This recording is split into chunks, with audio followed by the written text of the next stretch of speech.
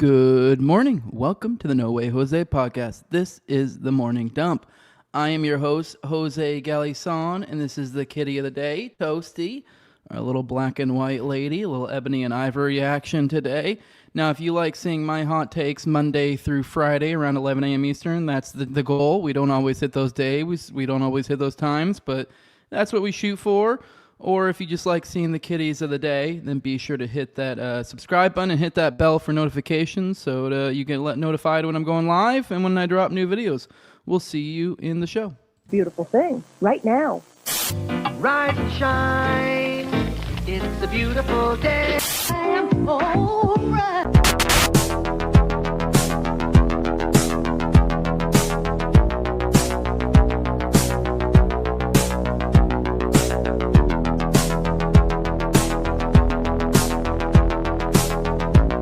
About a third of the building has been blown away.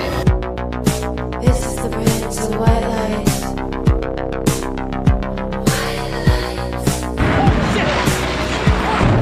light. Our very freedom came under attack in a series of deliberate and deadly terrorist acts. And at that point, we were taken for another round of questioning, this time related to our allegedly being members of Mossad.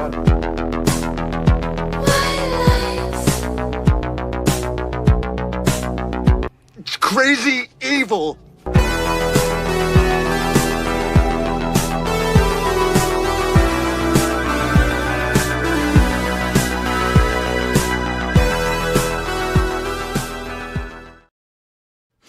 Good morning, everyone. It's February, or actually not February, it's March 3rd, Tuesday. Sorry I wasn't with you guys yesterday. Kiddos were off school, and so we had some odds and ends to do. I took one of the kids to go get her hair done. One of the kids wasn't feeling good, and I don't know, just I warned you guys there might not be a dump yesterday, so I gave you guys a new episode in its stead. Well, at least for the poors, it's new. I dropped one of the paywalled episodes. I dropped a reading of, what was it, Psywar? I always forget the name of that. It's the Aquino piece. I always forget. It's like the Psychology of Victory. I always forget. It's Mind War? Psywar? Mind War. I always mix it up between Psywar and Mind War. I think it's Mind War. But yeah, we read that piece. We dropped that episode reading that piece. So I recommend it. It's on the shorter side, but I do think it's an interesting piece, and it really does ring. It's kind of wild to read into today. It's kind of like watching V for Vendetta, like during COVID or something like that. It's up there. Reading the Mind War piece. It's only like a couple pages long, a little essay, but definitely. And then add into it that the co-author, I think, is on the board of TPUSA. So yeah, it'll trip you out. And the more you learn about Aquino, the more it'll trip you out. Where most people try to sell it, it's like, oh, this is just some normal. Just some interesting little theory they had over in military intelligence. Well, it means a whole lot more than that, and you guys can check that out by checking out yesterday's episode that I dropped. But we have plenty to go through with you guys today. Hope you guys are having a productive day. I am. I'm sorry I didn't start a little bit earlier. I didn't start at the normal 11 o'clock time. That was partially due to being productive. I got to work out in. I get a little more drywall done, some more man stuff. So, I was getting some stuff done. I hope you guys are as well, but we have plenty to go through today. We're going to do a little, we'll get back into the normal format. And the last episode was kind of a weekend dump, was a little bit of an emergency dump. So we kind of abandoned the normal format, but we'll go back to the normal format. We'll start out with a couple icebreaker stories, more fun, funny, gen pop. Then we'll get into a couple foreign policy stories, but we'll be pretty scant on that. I'm not going to lie to you, because once again, the first segment of today's show is pretty much going to be a foreign policy stories or segment. So we'll be talking a lot about the Iran war. In Middle East war marches on, and then we'll get into another Epstein death. There was another suspicious death, and we'll obviously use that for a opportunity to kind of go into the latest of what's going on. Particularly, we'll watch a few clips. We're going to watch some of the Bill and Hillary deposition stuff, because they released all of that. I wasn't sure if that was the plan, but they got it out pretty quickly. So we're going to go through some of that, and then we'll get into Iranian patsies, assuming we have time. And that's exactly what it sounds like. We'll be covering a lot, pretty much almost exclusively Ken's work in that. Ken's been like a fly on poop with this, with the assassination story, and especially on the Iranian angle, the supposed Iranian angle, which is extremely flimsy. But it seems to have come into play in this latest Iran war, as we unfortunately assumed it would. But I don't know. It feels like it almost doesn't matter. I spend years and years learning about conspiracies and stuff. The reason being because I assume that these will be things. These deep events will occur that the state will then use to its advantage, and to get like some sort of consent of the governed, at least the perception of it. Some manufactured consent, and now we've entered the age where they just don't even give a fuck. Like, would it even mattered if we had completely and utterly, to like the most ridiculous degree, slapped down the Iranian assassination angle? No, it wouldn't. It wouldn't matter. I mean, every other pretense has been slapped down pretty much with Iran. They didn't even bother with the false flag. There were no WMDs.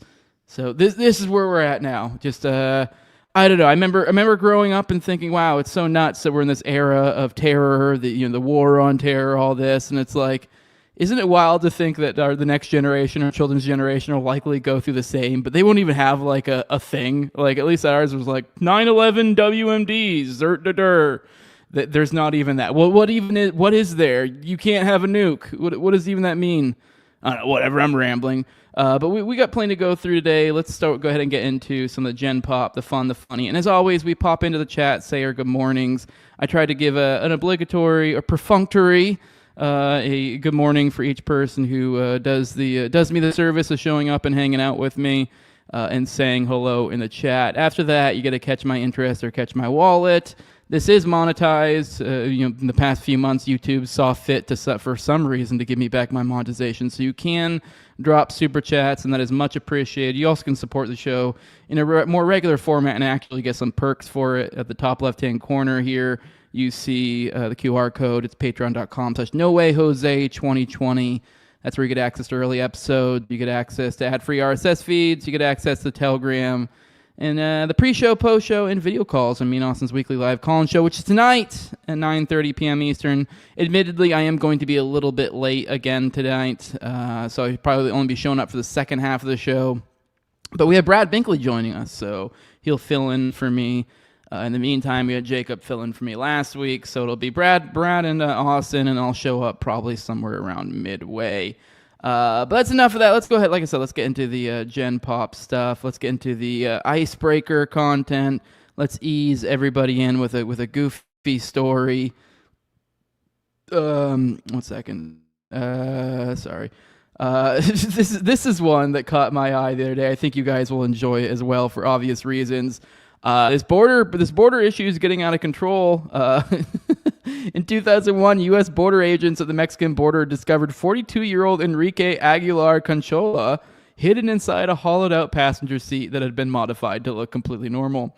He had been sewn into the seat to sneak into the U.S. undetected, but agents noticed the seat looked unusually bulky and pulled the car aside. Conchola was immediately arrested along with the driver. Sorry for the audio listeners, you're missing out on quite the image here. Here he is inside his chair, which is totally, I don't know, okay, whatever. But this was, maybe to this guy's benefit, maybe this is once they had already kind of like pulled him out a little bit, like he wasn't just sitting inside the chair. Maybe he was better obscured. By the way, either way, it is hilarious. It is funny. So this is an old one though, but hey, worth it. Now here's one that's more topical, more of a, the it topic. I think it was my wife or somebody was talking to me. Maybe it was my kids was talking to me about this the other day.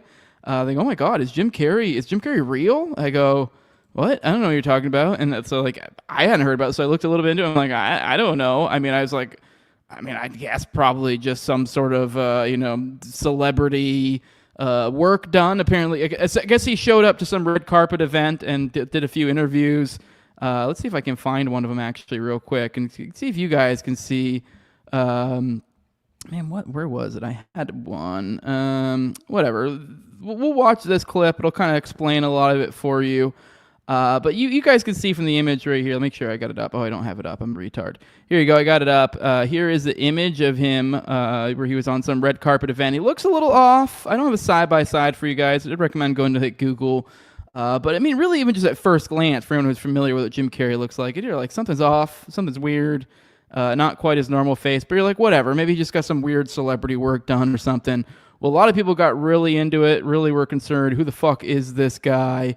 And I'm looking for these replies. I swear there was a reply in here earlier I was going to use that was that showed what he looked like, but whatever. But let's watch this video. Apparently, come to find out, yes, all the schizzos out there in the world, they told you you're crazy, you're loony. That is Jim Carrey. That's not somebody wearing a mask.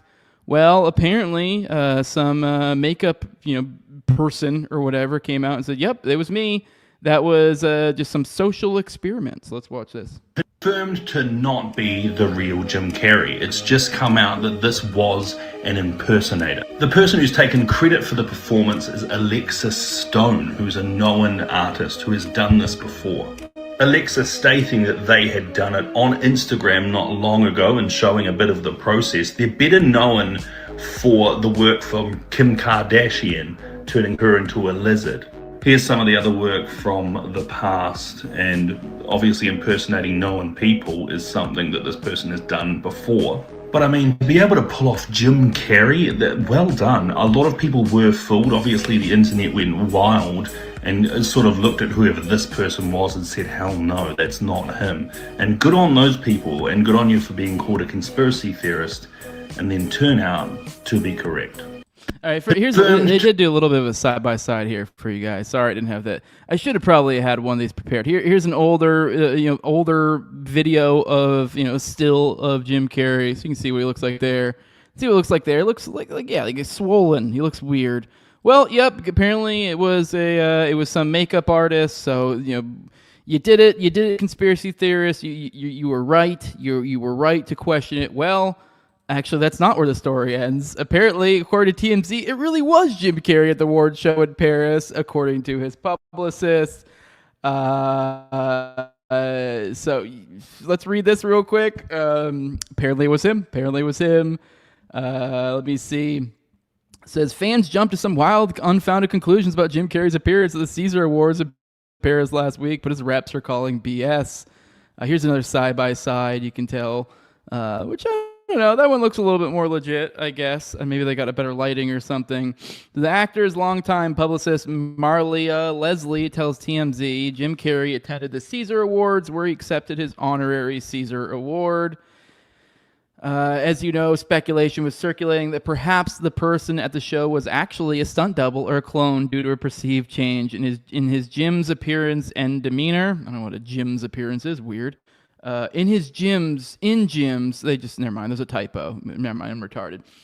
They should have put in gyms or in his appearance. Makeup artist Alexis Stone, a.k.a. Elliot Joseph Rents, even appeared to take credit for impersonating the comedy icon in a cryptic Instagram post, writing Alexis Stone as Jim Carrey in Paris, along with a pic of latex mask and fake teeth.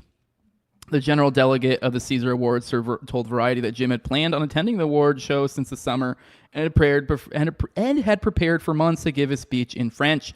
He attended the show with his partner, grandson, publicist, and 12 close friends and family.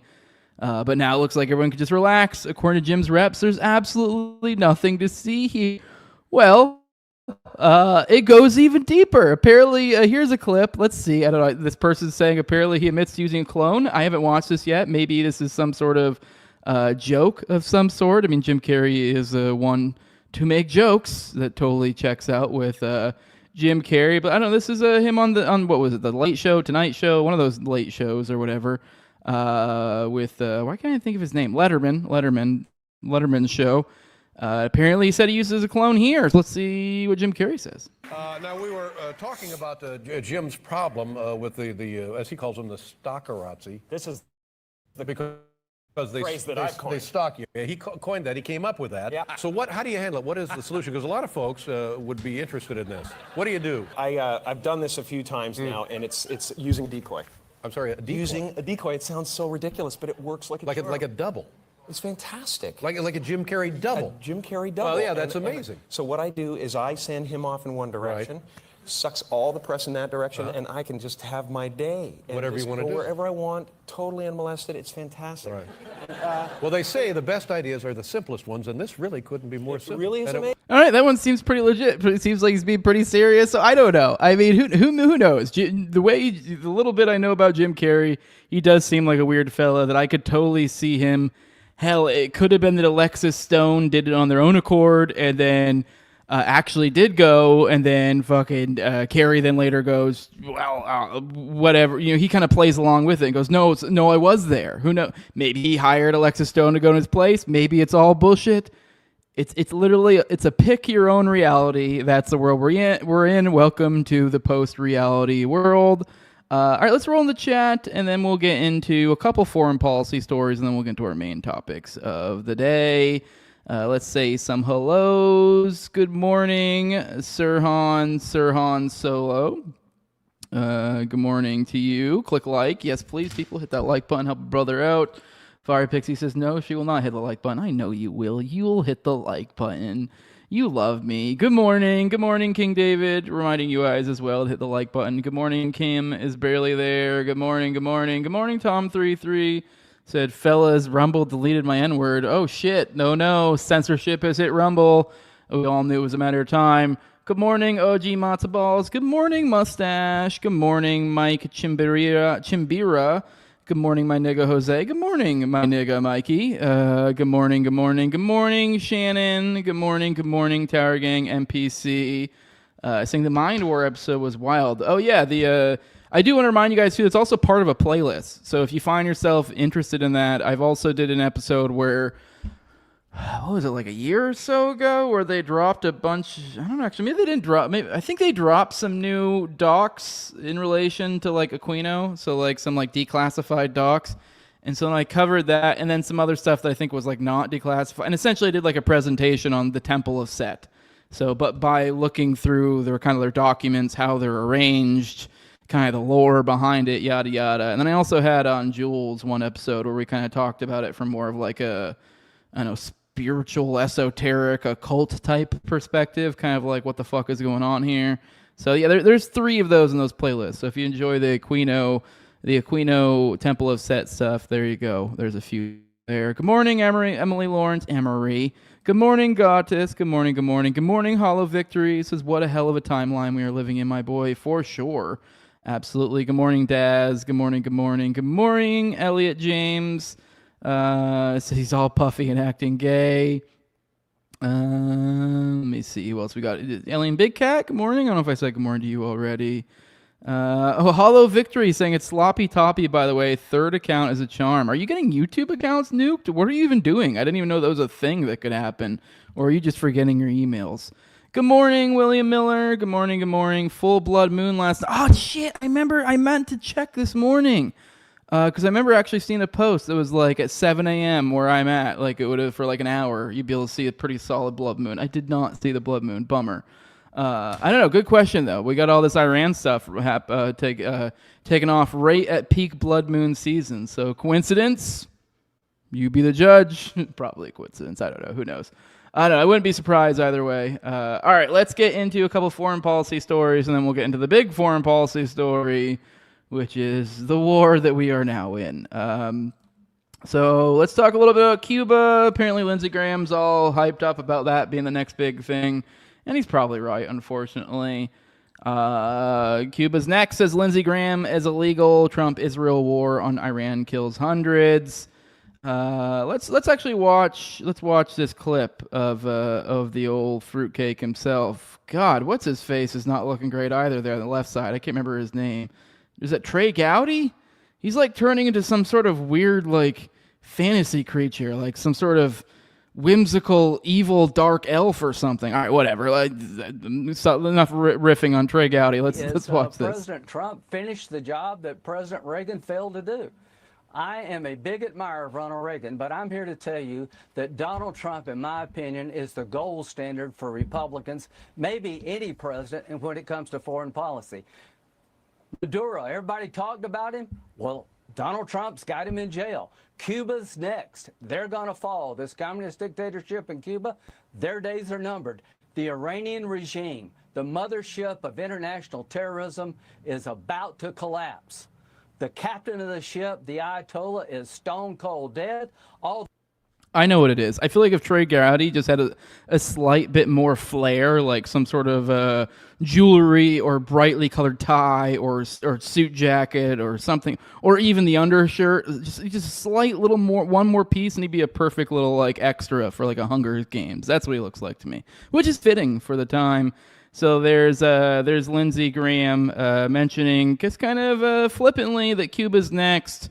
Which I don't know. I'd put some stock into that. Says as American and Israeli bombs kill hundreds of Iranians, reportedly including at least 180 students and others at a girls' school in Manab. Yeah, last I saw it was up near 150 was the girls' school that we talked about the other day that we bombed. That was up to 150 girls between what was the ages of like 7 to 12. Were murdered by the United States government. So that's great. Or actually, we're not for sure. It could be either us or Israel. But we haven't got any word particularly yet. And no one's had the balls to even ask any of these officials. Yeah, there's only been, to be fair, they've kind of been hiding from the press. So it's been kind of limited. They've even admitted there's been kind of talks behind the scenes that they're kind of letting the senators do their talking right now. So that's why stuff like what Lindsey Graham is saying is pretty important. It's an interview on Fox News. Graham said prematurely that Trump finished the job that former President Ronald Reagan failed to do, namely destroy Iran's Islamist government after the overthrow of a brutal U.S.-backed monarchy in 1979. So I'm a big admirer of Ronald Reagan, but I'm here to tell you that Donald Trump, in my opinion, is a gold standard for Republicans, maybe any president when it comes to foreign policy. Which you're losing if you got Lindsey Graham saying that about you. But yeah, he says Cuba, their days are numbered. So it looks like that's what we could be dealing with here soon. A day before launching the war, Trump floated what he described as a friendly takeover of Cuba, prompting vehement condemnation from Havana. Cuba's already suffering under decades of U.S. sanctions that have devastated the socialist nation's economy and the well-being of its people. January, Trump issued an executive order baselessly declaring that Cuba poses an unusual and extraordinary threat to U.S. national security and tightening the blockade to further starve the island of fuel. So that's going to be the angle with Cuba, which also does not comport to reality whatsoever, that Cuba is an unusual and extraordinary threat to U.S. national security.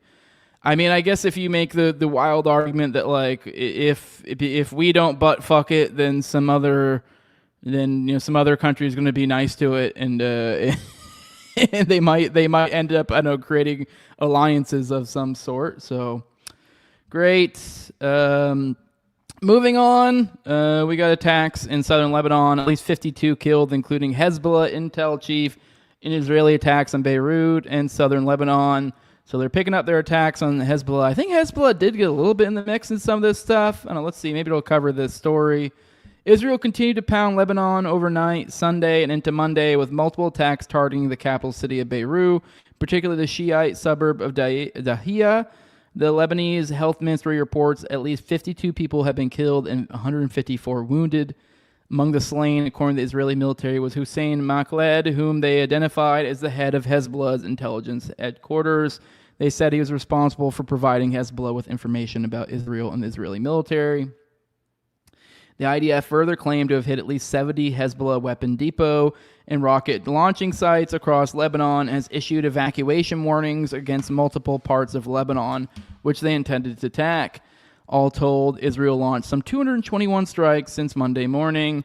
The evacuation orders and the attacks on densely populated cities have fueled panic and overwhelmed the Lebanese highway system as civilians attempt to flee from the areas which are being targeted in favor of other places which may well also be targeted as well, but are not being imminently threatened publicly. Israel has issued evacuation orders for no less than 50 sites across southern and eastern Lebanon, leaving the ability of locals to find places that aren't subject to imminent strike strained. Israeli DM Israel Katz has vowed to send Hezbollah leader Naim Qassem to the depths of hell, and IDF chief Ayal Zamir said that attacks on Lebanon would continue until the threat from Lebanon is eliminated.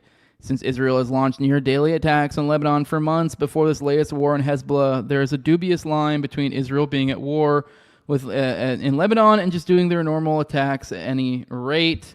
So it kind of looks like this is definitely a push to kind of fuck with Hezbollah a little bit, perhaps. But it's kind of been ongoing in Lebanon for a while, anyways. But clearly a little bit of an uptick. But seems like they're kind of using this opportunity with the Iran stuff to kind of kick up shit elsewhere. For example, Israel crosses the Rafah crossing, closes the Rafah crossing, and all other checkpoints in the West Bank and Gaza Strip. So kind of restricting the movement once again, which this is one of the conditions of the most recent phase, the stuff they fought hard, tooth and nail for, to kind of get some of this access back, allow these people to move around. But looks like they're going to tamp back down on that again. I wouldn't be surprised if more picks up, so be on the lookout for that. And this at the same time, you'd think maybe Somalia would get a break, but nope. Somalia's getting fucked nonetheless. We got apparently the U.S. has launched several days of airstrike in Somalia. Keep in mind, we usually get these like a week or so later, so probably should have presented it a little bit differently. They're not really. This wasn't really when this stuff started, but they launched airstrikes in Somalia from February 22nd to February 26th. U.S. AFRICOM has announced as the Trump administration continued its record-breaking bombing campaign in the country. So just on track once again. What are we at now? Let's see where we're at. We're up to 41 now. Well on track to beating the record, which every time we cover Somalia, I have to remind you guys, like, how significant the last record was double the previous record, and that record was held by, and each one of these records has been held by Trump, and even then I think the lowest record, it was like the more than like the sum combination of the previous few or whatever. Anyways, Somalia is still getting it. This peace president has been a delight. Now let's roll through the chat, say some more good mornings. Let's get into the real stuff, get into the big shit. Let's check in. Hollow Victory says, I talk a lot of shit on Benny's in the Closet, Ben Shapiro's, and other people's channel. So I guess you can get nuked from YouTube. I did not know that. So, all right. Well, keep fighting the good fight, I guess. Whoa, shit. Oh, Alien Big Cat says Saudi just declared war on Iran. No fucking way. Let me look that up real quick. Saudi, Iran.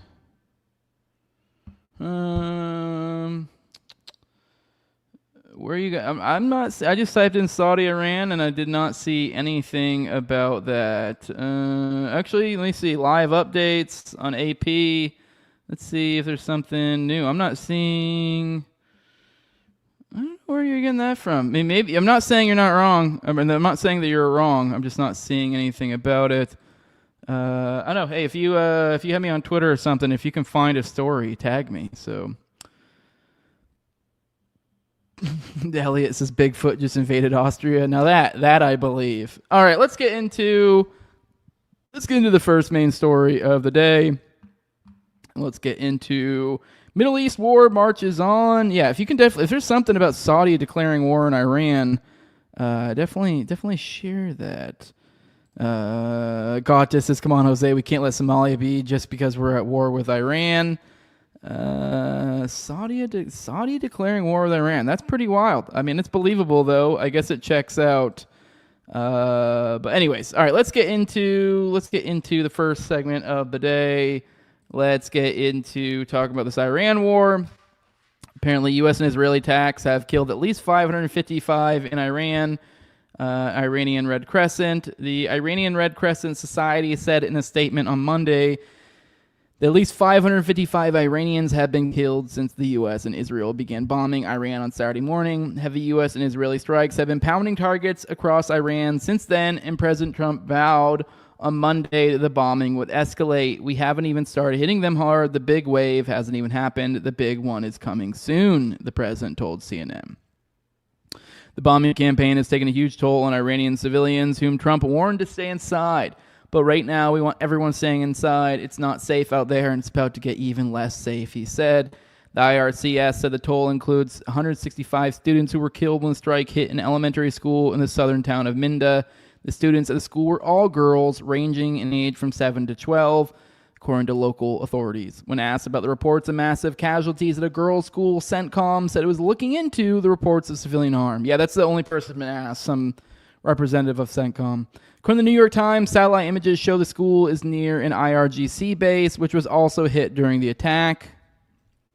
So I guess if we're going to make a guess at how that maybe could have accidentally happened, if you're going to give them the benefit of the doubt for almost a couple hundred little girls' deaths, that would be the closest thing to some sort of thing resembling excuse. The Times report said that satellite images from 2013 show the school building was part of the base, but images since 2016 show a wall was added and the school was separated from the base, suggesting that old information could have led to the school being bombed. These are graves being dug for more than 160 innocent young girls who were killed in the U.S.-Israeli bombing of a primary school. Their bodies were torn to shreds. Iranian Foreign Minister Abbas Araghchi said in a post on Monday with a photo of graves being dug, "This is how rescue promised by Mr. Trump looks in reality. From Gaza to Manab, innocents murdered in cold blood." Other civilian sites that were hit include a sports hall in Lamerd, a southern city near the coast of the Persian Gulf. According to a report from Drop Site News, at least 18 civilians were killed in the strike. CENTCOM said on Monday that its forces struck over 1,250 targets in Iran in the first 48 hours of the war, and said it hit command and control centers, ballistic missile sites, Iranian Navy ships and submarines, and anti-ship missile sites. At least 6 U.S. troops have been killed by Iranian counterattacks, and at least 11 Israelis have been killed. And I thought this was worth sharing. I thought this was freaky. This is like one of the first things that popped up when I started getting set up for the morning show here today. This is from the Clash Report, whatever that is. It's breaking news reports and opinions from ongoing clashes of the world. It says, U.S. commanders across more than 30 military bases told troops the Iran war is part of God's plan and linked it to Armageddon. A commander said Trump was anointed by Jesus to light the signal fire in Iran to cause Armageddon. The Military Religious Freedom Foundation said it has received over 110 similar complaints describing the war as biblically sanctioned and a sign of the Christian end times. So apparently they're saying they've received over 110 complaints, and these are the sort of murmurings. Now, I will say, I mean, I guess I think this is freaky because I put myself in it, and like I was in the military, and they did do this hoorah, dumb fucking, America good, everybody else bad talk all the time. But it was like kind of generic, like usually churched up with like military language, like, and this is where our assets are at, and we need to control the eastern, that sort of shit. But there were some people who were like Christian Zionists, I'm sure, but even then it was like never, I can't ever imagine like a commander, like, and I can imagine, like, I'm not saying, like, even with a religion thing, they usually were kind of gay and almost liberalish about that stuff, but no, like, maybe you might get a little bit of a forward commander that maybe would, like, do some sort of prayer or something, maybe find a way. A lot of times they bring chaplains in for that sort of stuff, so even if they were even going to try to do some sort of prayer, because they would do some sort of, like, I don't know, they might be like, well, if you're, I don't know, they find a way to make it some sort of, like, I don't know, how do I say this? Neutral, I guess. That way they're not like, because, anyone should be able to be, anyone of any religion could be there. You don't want to make them upset. It's a government entity. Like, if there's any entity that should abide by any sort of Civil Rights Act stuff, it would be the government. I am not a Civil Rights Act guy, but I will say there's a fair argument to be had that, like, if you were going to assume the existence of a government, it is fair to be like, well, like, I don't know, they shouldn't exclude people based on, like, retarded shit. Like, I don't know, like, it's like Civil Rights Act type stuff, basically. But now, if you're talking about private people, if private individuals want to be fucking racist or sexist or whatever ist, as you want to say out there, whatever. But I'm just astounded this would even be a thing. I'd be curious if any of you guys in the chat, let me know in the chat if any of you previous veterans guys, is this the sort of language you could even really expect? I mean, like I said, I was a crew chief, so I mean, like, we were kind of dirty dogs, if you will. Like, we weren't like the the desk workers or whatever. So, I mean, like, they're a little bit more kind of, how do I say this, less gay in those sort of events, like less, I don't know, official, or how do you say it? More informal, more of like kind of a dude's rock type environment, So I could see like some crew chiefs or some like mechanic, like aircraft mechanic units around, like in the military, would be like more would be open to the idea of like, say, doing like some sort of prayer over something, or I mean, they would probably broach it in like a very like easy, but I cannot wrap my head around them being like, yep, this is we got to go deal with Amalek or whatever the hell, like some Christian Zionist nonsense, like, oh, this is whatever. I forget even what all this the supposed the symbolism with Iran is to the end times. But I don't know. Let me know in the chat. Tell me in the chat, if you're a veteran, is this something you've ever experienced? I almost kind of want to put doubt on this story because this seems too wild to me. But like I said, I was never in combat units. Maybe this is more of like a different cultural thing. So it's wild. You guys let me know. But even more freaky when you pair it up with some of Trump's recent statements. Oh, I just realized I didn't have any of those tabs up the entire time. My bad. You didn't really need to see anything, so it doesn't matter. But let's see what Trump's latest statements are on the matter about kind of how long we should expect to be in the region. A threat indeed it is. We have the strongest and most powerful by far military in the world, and we will easily prevail. We're already substantially ahead of our time projections, but whatever the time is, it's okay. Whatever it takes, we will always, and we have right from the beginning, we projected 4 to 5 weeks, but we have capability to go far longer than that. We'll do it. Whatever somebody said today, they said, oh, well, if the president wants to do it really quickly. After that, he'll get bored. I don't get bored. There's nothing boring about this. Do you agree with that, Pete? I don't think there's anything, Mr. General. I think there's nothing boring about it. Somebody actually said from the media, I think he'll get bored after about a week or two. No, we don't get bored. I never get bored. A threat indeed it is. Sorry, like 20 seconds of that is talking about, do I get bored? No, I don't get bored. Bored. I never get bored. I don't get bored. Bored. Well, yeah, 4 to 5 weeks, and we're also hearing tell from Iran that they're not looking to negotiate with the U.S. right now. Because I don't know if it was in that statement we just played there. Maybe I was and I missed it. I know he said elsewhere that he kind of wanted to make a deal, or you're like, oh, we'll be talking. Kind of this idea, because a lot of people there's the murmur, the talk of the town over there in D.C. is kind of that the idea was that, and you can kind of see it here, like all the bare bones components are there, that the idea was to pull off of Venezuela or something of the like, and hopefully be able to bomb or kill a few of their key head members, and hopefully some of the lower guys be willing to play ball.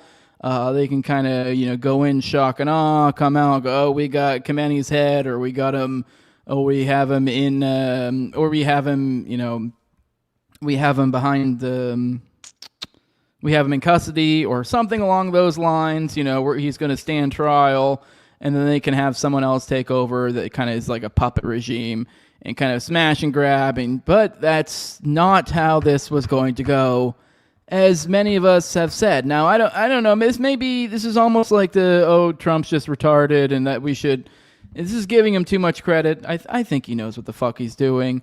I mean, I don't know. I guess I could see it either way, really. I've seen people that I've seen murmurs, reports that apparently, I think even with the Khamenei death, supposedly, I guess, like, there was murmurs, reports that I guess there was some sort of contact between the two, between Trump and Khamenei, and kind of like a, hey, you want to reach out for talks type thing, and Khamenei apparently turned it down at that point, and after already, because it seems to be like the recurring theme with Iran has always been this idea that every now and then it's almost like the mowing the lawn concept that Iran has with the Palestinians. It's like that's what we've been kind of doing with Iran progressively every once in a while we have some sort of kinetic action of some sort against them, like killing Soleimani or some sort of, and then and some sort of kinetic action of some sort against them.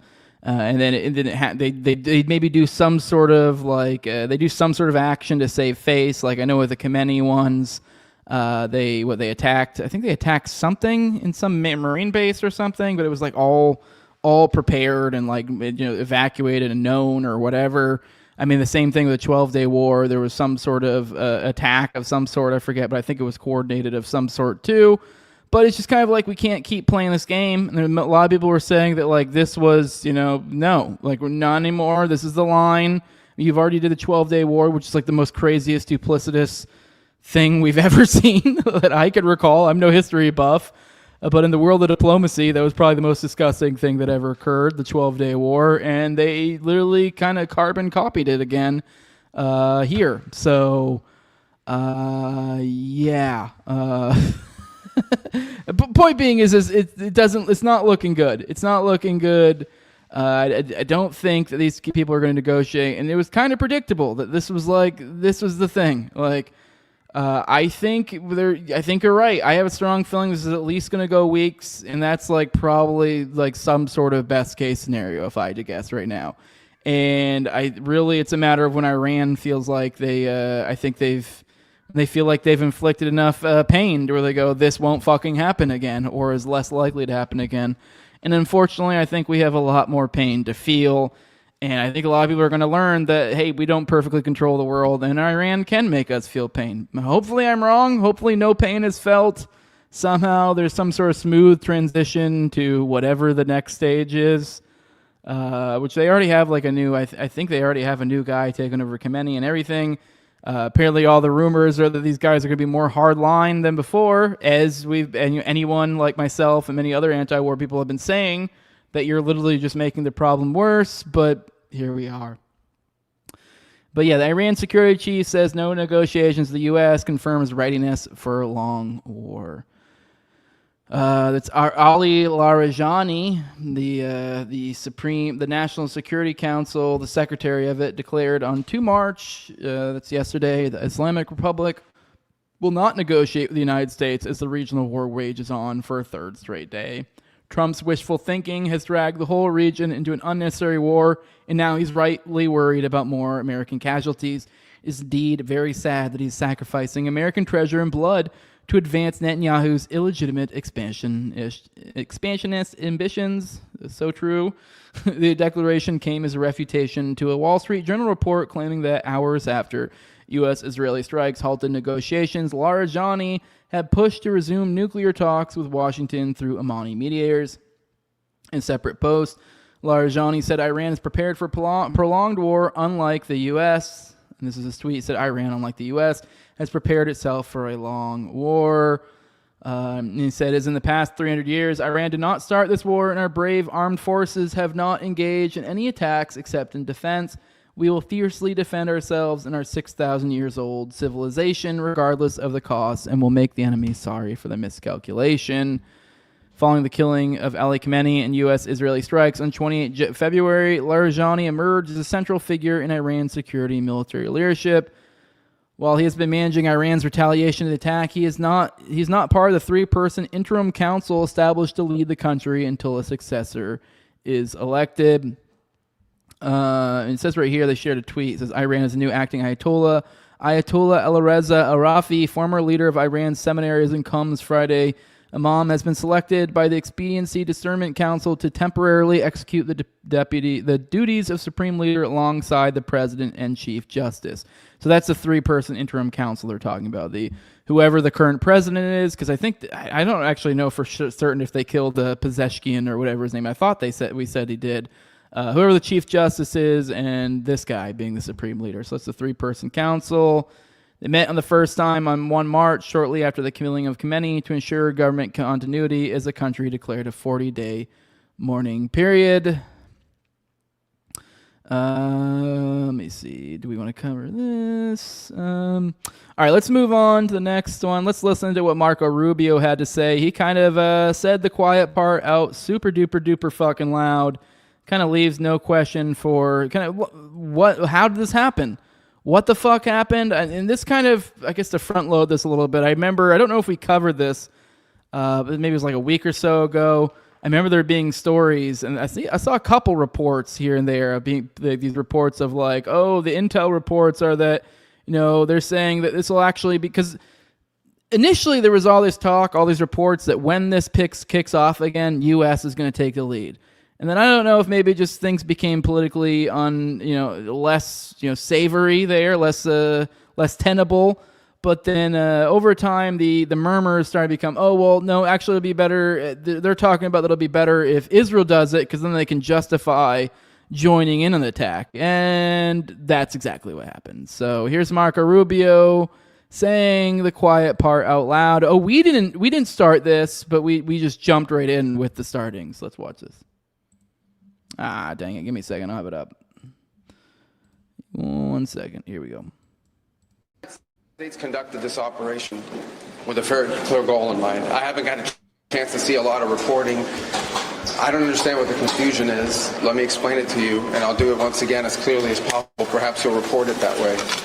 The United States is conducting an operation to eliminate the threat of Iran's short-range ballistic missiles and the threat posed by their Navy. It's doing quite successfully. I'll leave it to the Pentagon and the Department of War to discuss the tactics behind the progress that's being made with this mission. Second that asked is, why now? Well, there's two reasons why now.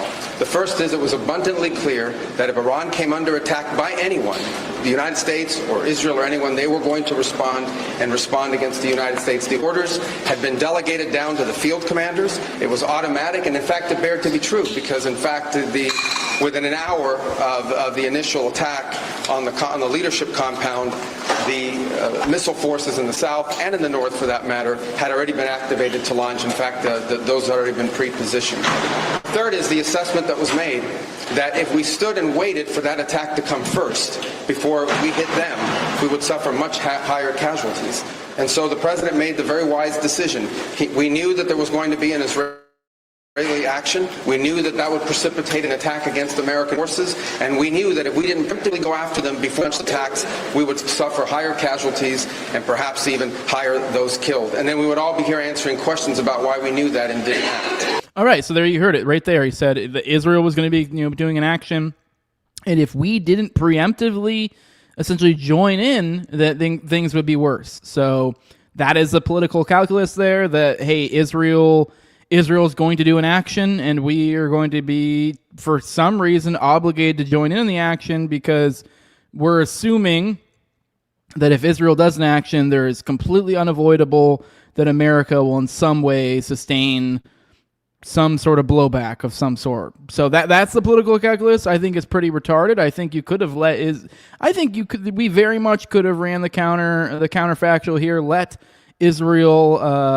not let them, but like had Israel bombed Iran. I think we easily could have. I mean, maybe there might have been like a momentary confusion, maybe a few missiles shot off at some of our assets or something, but it could have been a whole lot better situation to go, whoa, get out of the situation. That was not us. That was Israel. We fully condemn this. We're going to be doing X, Y, and Z actions as a consequence of this. The fact that they would once again blow up our peace talks when it clearly is against our will. They're going to be dealing with some sort of consequences. I guess we could see this in some sort of somewhat realistic world. Let's be real; they're going to cut off everything, but something, hell, even some sort of what the fuck? Even just some contentious words would be something. But and even then, I bet I'd be willing to put pretty much every bit of money I have that if that were the case, the Iranian entity would probably go, oh, whoa, all right, well then we will reserve our ire for Israel and just stay the fuck out of our way. And as long as we stayed out of their way, I think everything would have been just A-okay. But that's the political calculus. They've admitted, they said the quiet part out loud, just there. Israel dragged us into this war. If we didn't get involved preemptively, it would be worse for us. And then somehow, at the same time, we have Pete Hegseth saying, we didn't start the war. We literally just played Marco Rubio saying we did start the war. So we literally have Marco Rubio saying literally using the words preemptively if we didn't preemptively attack, and then we have the same in the other breath we have Pete Hegseth over here saying we didn't start the war. So That's fun. Now maybe the mental gymnastics that occurs here is because we didn't start it because Israel started it, but we weren't the ones leading the start. We were just part of the start. I mean, I think that would still constitute starting it, but whatever. Maybe that's the way we can pull this off. Maybe Hexeth's just a fucking retard. I lean towards the latter. Let's see what Hexeth has to say. Through the blood of our people. Car bombs in Beirut, rocket attacks on our ships, murders at our embassies, roadside bombs in Iraq and Afghanistan, funded and armed by Iranian Quds Force and IRGC killers. My generation of veterans carry the names of brothers who never came home. Brothers butchered by Iranian-backed roadside bombs and well-armed militias, thousands of our own. We didn't start this war, but under President Trump, we are finishing it. Their war on Americans has become our retribution against their Ayatollah. Through the blood. So, all right. We didn't start this war, but under President Trump, we'll finish it. Nice little touch here. People, the fine people of Twitter added a little community note.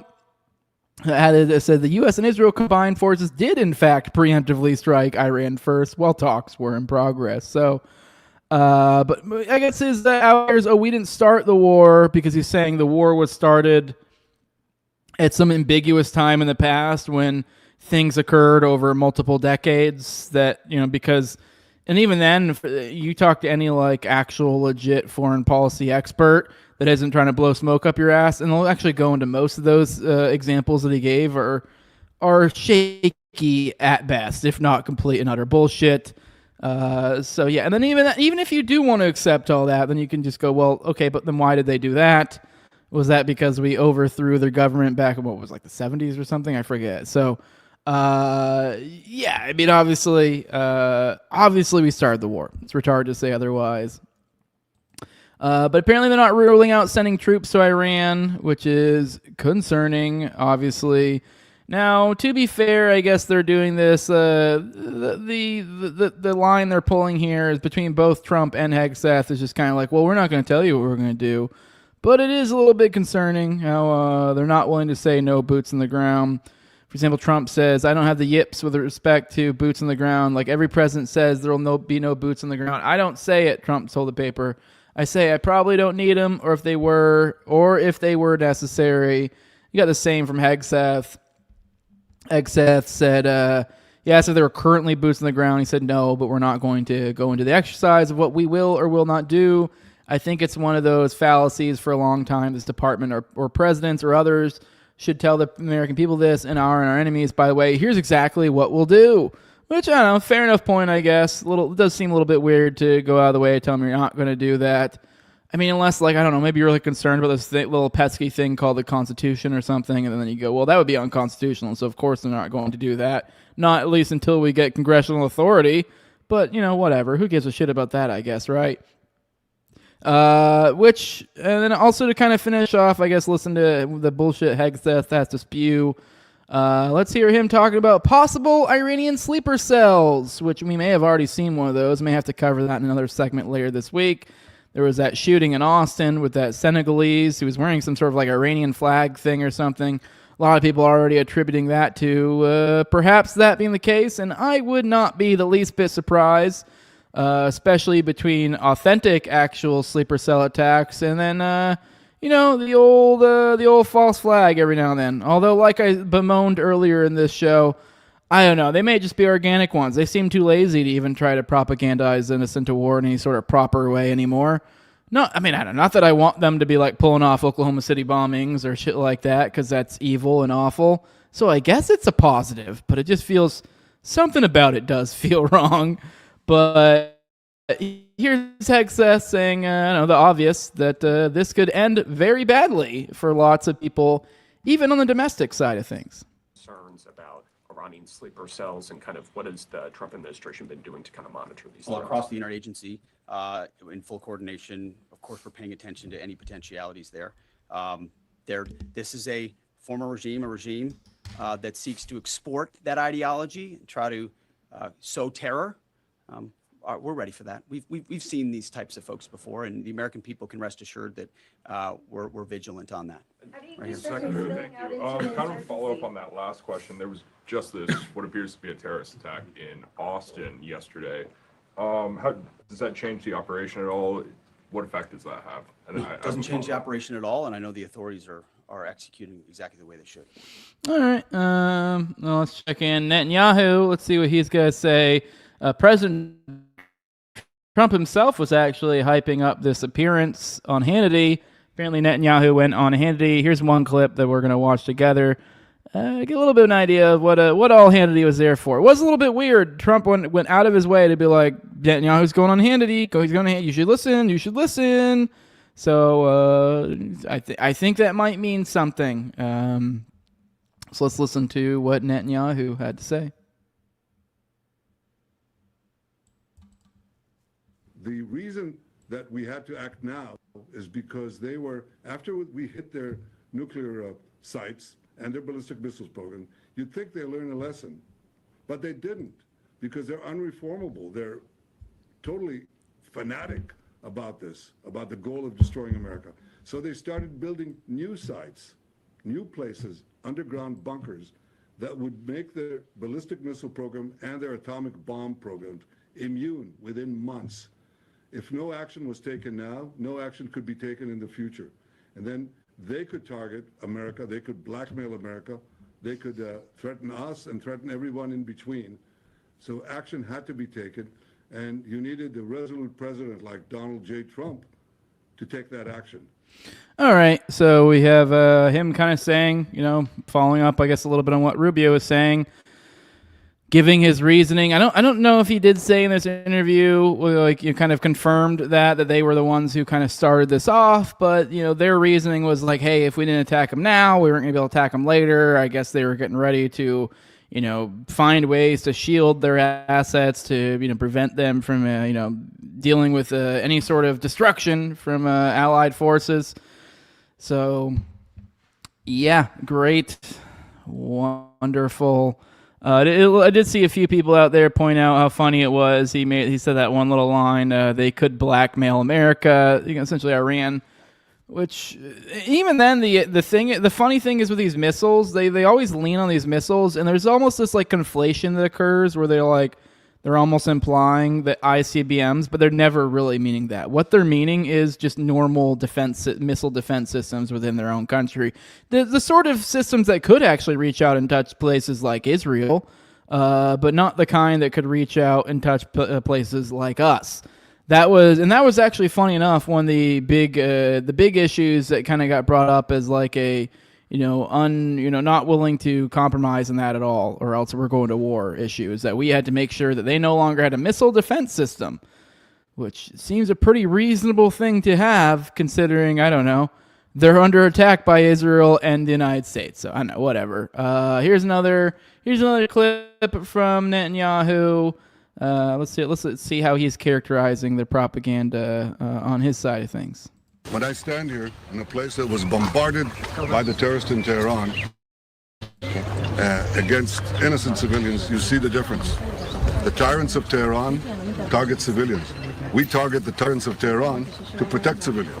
I've said for many years that they threaten not only Israel and not only America, they chant death to Israel, death to America. That's their ultimate target.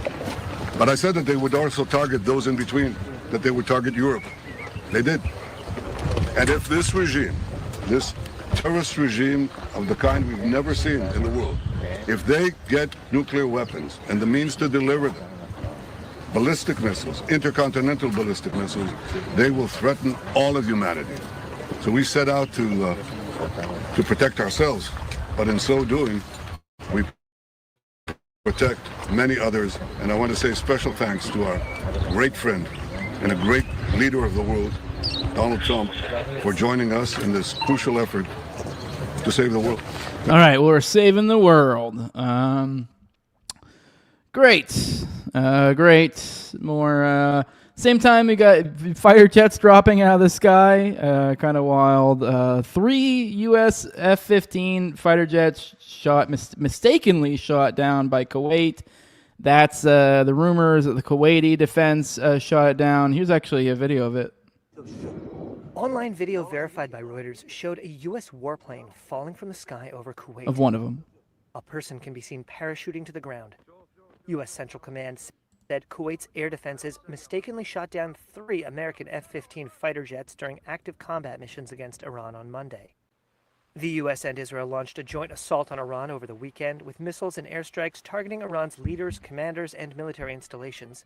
Iran launched retaliatory strikes on neighboring Gulf states in response. The U.S. described Monday's incident as an apparent friendly fire episode.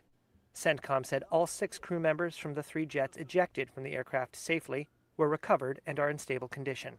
It said that Kuwait had acknowledged the incident and that an investigation was underway. Kuwait had intercepted hostile drones earlier on the same day.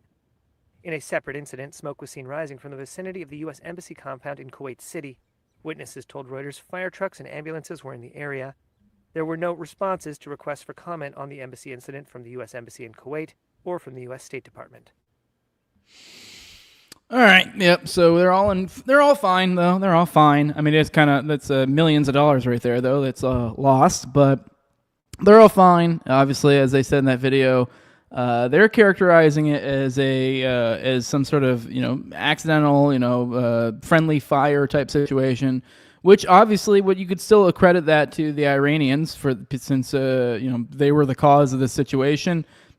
Apparently they had some drone attacks prior, and so they were a little bit more on edge. So yeah, that totally makes sense.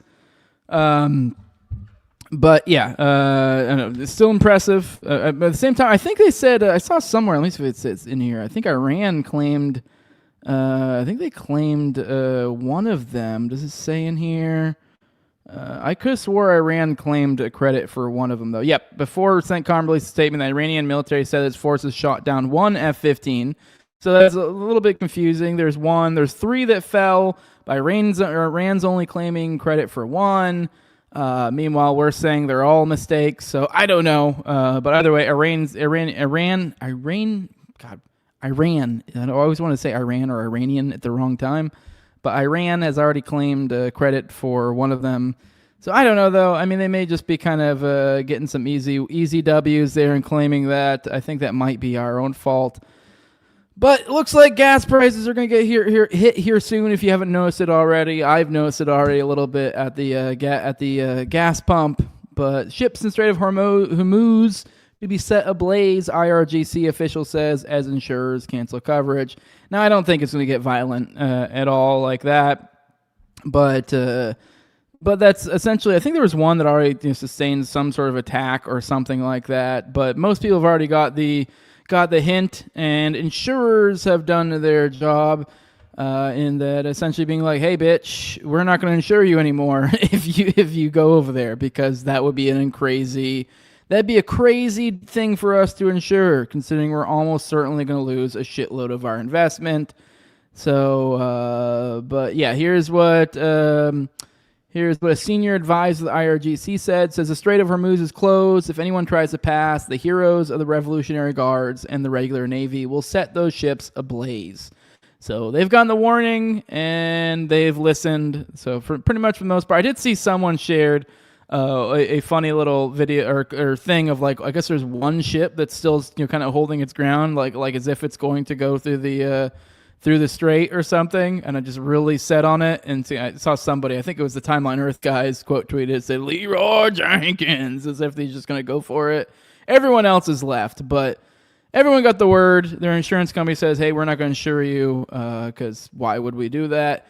So with that, that's going to have to cause a whole, was it 20%, I think, of our oil goes through there. Now, a lot of people have pointed out it gets a little bit more complicated than that, because then it's like who's dependent on what. I guess we are kind of mostly independent when it comes to oil, although we get a little bit other. Now, Europe, that's not the case. So this is actually kind of a little bit of a, I guess you say, funny, sort of, in a dark way, in that after all this craziness, all the how do I want to put this? All the why can't I think of the word? All the essentially all the different economic strains that were put on Russia during all this Russia-Ukraine stuff by Europe, particularly in regards to their gas, oil, whatever, what have you, and a lot of the strains that we put on, then the United States being like, you're not going to be allowed to buy from them, you're going to deal with it. Tariff. I was looking for tariffs. I don't know why I couldn't think of that word, but tariffs. You're going to have to deal with this tariff, that tariff. And a lot of these countries just being like, oh, we're not going to be as dependent on Russia. Well, that's funny because now this Iran war is kicking off, and these you're essentially causing their product to cost a whole lot more, and now you're going to have to come running back to them. So Russia is ironically probably going to make huge buku bucks off of this, enough to probably fund the Ukraine war for a good long while longer. So just kind of ironic how these things sort of work out, but we will still likely see some strain here. Not as bad as it could be, but yeah, I would expect a significant rise in prices at the pump. If you haven't already seen them already, let's roll through a couple little clips. I got a couple clips some of you guys have shared with me. Get a look at some of the ones. I got one that's kind of funny, and then one that's kind of, I don't know, I guess it gives you a little bit of an idea of the actual kind of damage. Here's the funny one. Let's watch the funny one together.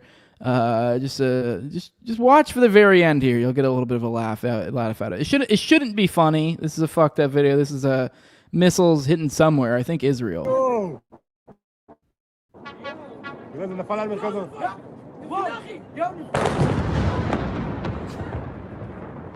All right, for those who are listeners, I don't know, I guess if you don't want to be left out of the joke, I mean, it is just a missile, but at the very end, you see one of those like these Jewish little hats run by. It's almost comically like this isn't real life. All right, let's check out this other clip.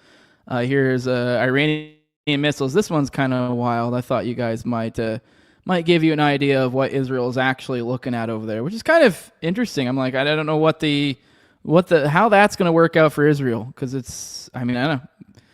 Seems like a wild move, but I guess the powers that be over in Israel don't really care so much about the peasant. But it is a shaky game they play here, because these are like a lot of these people over in Israel, they can just move. They can just go back to New York. I mean, they might be kind of frozen in place with the airport situation right now, but I mean, at some point things will get stable, and if you make that shitty enough of a place to live, those Israelis are going to go back to New York and stuff like that. And so I don't know. I don't know how this is going to go forward. It seems like a weird move on their part, but who knows? Maybe this plays out well for them. But you can see all these missiles coming through. Kind of wild. I don't see any of these getting shot down.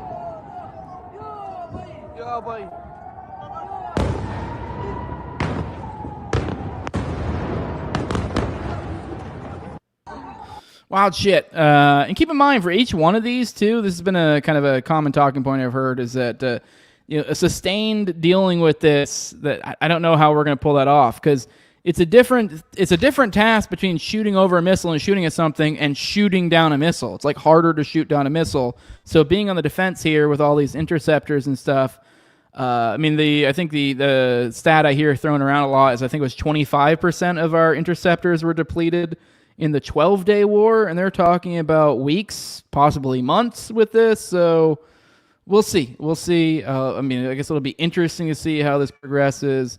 All right, let's roll in the chat, say some more good mornings, and then we'll get into some Epstein stuff. Let's check in with y'all. Good morning, Bug Fights. Good morning, user Chathead. Good morning. Good morning, Aggressively Green, saying, hey, buddy, let's just talk. Come with me to my van filled with candy.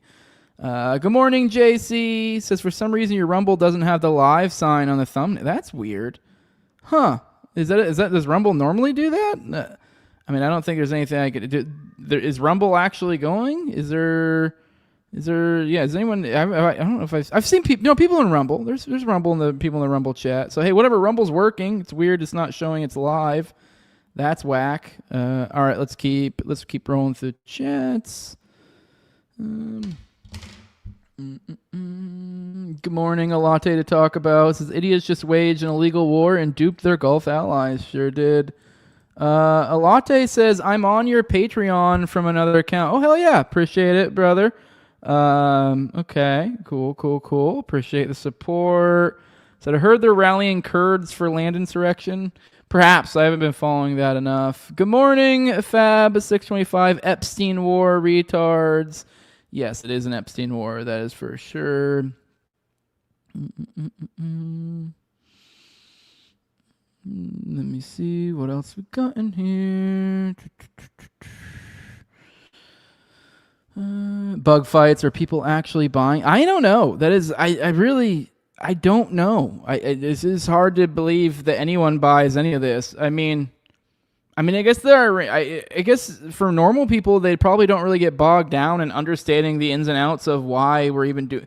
So to them, they just kind of assume Iran great evil. Because, I mean, I'd say most people, until you really start looking into this, you kind of just, at least me, that was like before I really got into foreign policy and stuff, the assumption was always Iran bad, but you don't really know much about it. You know, you always hear they're the greatest funders of terror, yada, yada, yada, yada. And like, so you just kind of hear all this different rhetoric and you're like, oh, they're the great evil. So, I mean, so maybe if you're just a completely out of touch, not paying attention, you buy it, but I don't know. It's kind of on its face ridiculous. So I don't know. I really do not have a good beat on what the normal person thinks about the Iran thing. I'd be curious to hear from you guys. Good morning, Carmar Neal. Good morning. Good morning.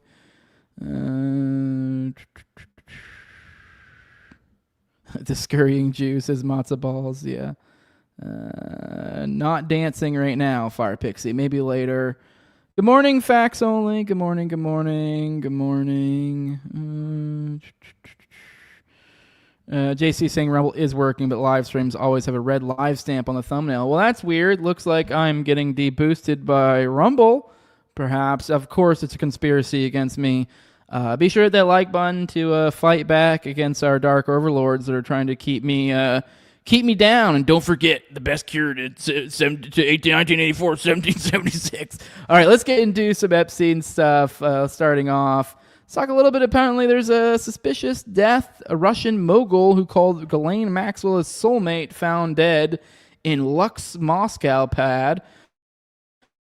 We got an article from New York Post here I figured we'd go through. Get a little bit of idea of another fishy death. A Russian mogul who once called sex trafficker Ghislaine Maxwell his soulmate was found dead in a luxury Moscow apartment Monday, according to reports. Oh my God, all these stupid ads. Go away, ads. Go away. Just weeks after his name surfaced in the Jeffrey Epstein files, Umar Dzal, Jesus Christ, that name is a task. Dzabraliev, I think I got it. A Chechen businessman and former senator was discovered lying in a pool of blood with a gunshot wound to his head at about 3 a.m. Russian outlet Kommersant reported, citing police sources who called it a suspected suicide. Police discovered a Luger pistol lying by the 67-year-old's body. Dzabraliev, I'm getting good at it, who had tried to take his life in 2020, didn't leave a suicide note, the sources said. So this isn't the first time, I guess. So I guess he has tried to kill himself once before. So, okay, back in 2020. The businessman's apparent suicide comes after he's among the Russian names that appear in the Justice Department's latest Epstein document dump. Emails to show him trying to meet the pedophile's madam in Moscow in 2001. It says, Dear Ghislaine, I'm back from London, planning to be in Moscow. Really want to see you, but I need to know exactly when you arrive because I want to take care of you and arrange welcoming things. Wishing you all the best, Umar. Read the email dated May 2024.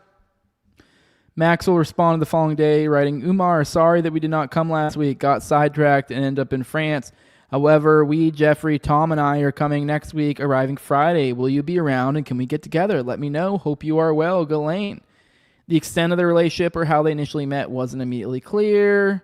Here's a picture of him that showed up in it, him shirtless, which obviously, kind of had some implications considering where this photo was found in the tranche of photos. His pants unbuttoned, so I don't know. I mean, who knows? Maybe he's just doing Tai Chi in the courtyard or something. Who knows? However, Dzabraliev had previously addressed his close relationship with Maxwell after she was convicted of helping Epstein sexually abuse underage girls, the East 2 West News Agency reported. I knew Epstein. I was introduced to him by Ghislaine Maxwell, a soulmate of mine, he said, according to the agency. All right. But I never could have imagined that they were partners and that she was involved in finding those girls who are now all over the media, he continued. I regret that Ghislaine, the most charming woman, got a life sentence. What the fuck were they doing? Zabralyov, man, I'm getting really good at that. Who was born in Chechnya at one point, owned the Radisson. Okay, fuck. Now this one's gonna get me. Slavyanskaya. Damn it, Slavyanskaya. There you go. Hotel and business center in Moscow, and headed up a company that oversaw Russian shopping centers. He also served as a Federation Council senator for the North Caucasus Republic between 2004 and 2009. I think that's where white people come from. Zabralyov once ran for president against Vladimir Putin back in 2000, but came in last with just under 0.1% of the votes. Okay. Not too popular. I mean, although isn't the Russian ones they say are like bullshit, clearly bullshit elections, and don't they say that? You know, like that's the joke. I don't know how legit those elections are, but yeah, this guy bit the dusts, which I don't know. I mean, whatever. Maybe he just killed himself, but apparently his daughter doesn't think it was legit. Here is a clip from her. Oh, I didn't. Man, once again, I did not have this up. Not that it mattered. You didn't really need to see any the photo. Actually, was there any photos in there that I meant to show you? Whatever. Here's the guy. My bad. I realized I didn't have the clip up. So here's the guy for those who want to see what he looked like. And then also here's another one of him, kind of a little bit of silver-haired fox. Here's another one. Here's the one from the files that has it's a little bit of a negative implication. You see his belt buckle, undone, his top button undone in his pants, shirtless here, out in the courtyard. I don't know. I mean, maybe he's just chilling out there. I like to go stand out in the sun with my shirt off. It feels nice. It's almost like recharging. It feels great. So, who knows? Who knows what this guy is doing? Probably dark things. But let's listen to what his daughter had to say. Oh my God, sorry. I hate StreamYard so much. Give me a second. Got to take it up and bring it back down to get the video to work. All right, let's see what his daughter has to say. Umar Zabralyov's daughter. I guess she doesn't buy that this is legit. Let's listen. Hey y'all, I'm sharing this with everyone so you know. My dad didn't kill himself. I just learned my dad died. I'm gonna be emotional about it. I don't really like him very much, but still. He didn't kill himself right now. He got killed because he's linked to the Epstein files. Sorry, I look crazy. I was about to tell this. If I suddenly kill myself in the next few months, it's not me. If suddenly, yes, I'm going through things and stuff, but I don't want to die. I want to live. I wanted for my abusers to die. So my dad's gone. So thank you, Vladimir Putin, for taking care of him. He didn't kill himself. And my mom is here, but hey, if she kills herself, salam. But yeah, so my dad's dead. Send me money if you want to help. He didn't kill. All right, that's supposedly the daughter. I don't know how legit that is. Let's see. This is from Noxy at Noxy Love, who shared this. I don't know. So looking through there to see if there's anything in here. It's like, this is bullshit. I'm not seeing it. Maybe that's. I have no idea whether that's legit or not. I'm not seeing anything to the opposite here in the replies. But we have someone claiming to be the daughter saying this is bullshit. I'd be interested in looking at this more, see if I can't hunt down this account that it came from to find more. I'd be interested in hearing more from her as well. But yeah, it doesn't look good. But this is one of many such cases, many fishy deaths around Epstein, including Epstein himself, of course. Here's an email, which is from Jeffrey Epstein, which he seems like he basically says that's what happened to Robert Maxwell, kind of doing the wrong things, trying to shake down the wrong trees. This is from Epstein to redacted, which I don't know why the fuck it was redacted, but subject, he was passed away. says Robert Maxwell threatened Mossad. He told them that unless they gave him $400 million to say, or million euros to save his crumbling empire, he would expose all he had done for them. In that time, he had free access to Margaret Thatcher's Downing Street, to Ronald Reagan's White House, to the Kremlin, and to the quarters of power throughout Europe. Maxwell passed on all the secrets he learned to Mossad in Tel Aviv. In turn, they tolerated his excesses, vanities, and insatiable appetite for a luxurious lifestyle and women.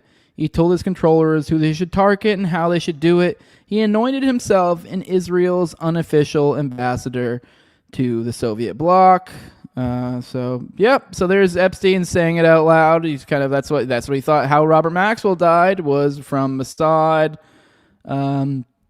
There's also Jean-Luc Brunel, another fishy death, which, funny enough, that was actually after Epstein. A lot of people don't know that. But there's one such case where it looks like he was willing to work with the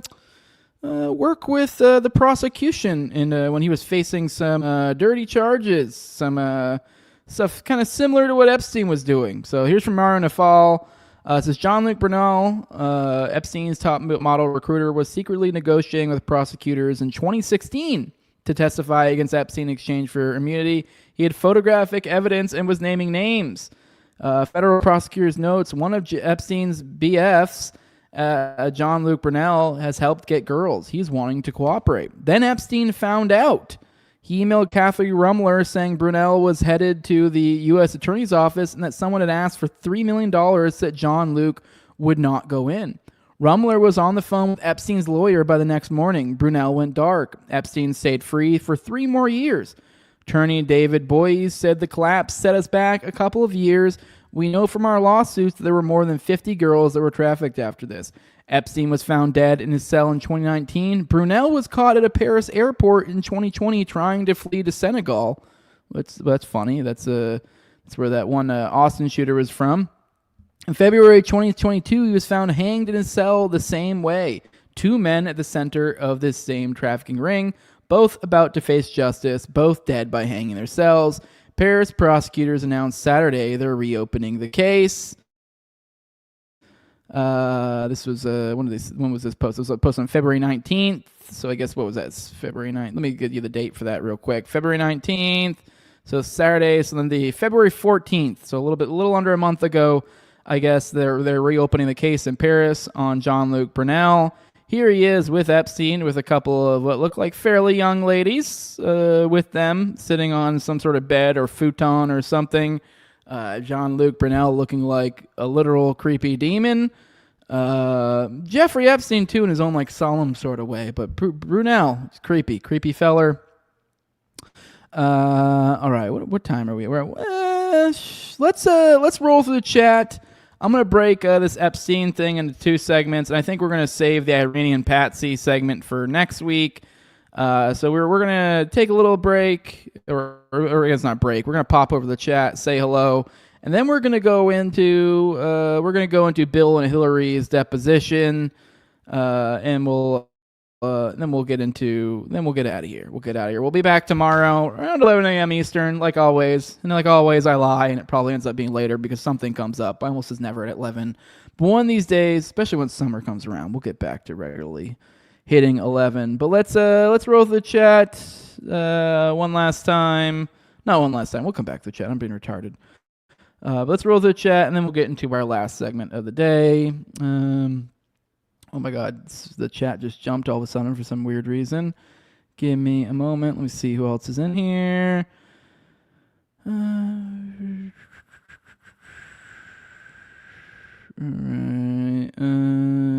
JC says that Rumble's showing live now, so I guess they found out that we caught on to their shit, and so they fixed it real quick.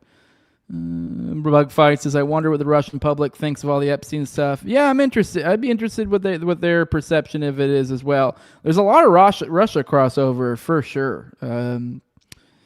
Black Eye, see, once again, the man trying to keep me down says, dang it, no notification, good morning. Yeah, my notification on my end came at a weird time too, so make sure you're hitting that bell, people, and if you're not hitting that bell, just pop in like once every hour just to check in and make sure if I'm live or not. And when you get here, make sure you hit that like button.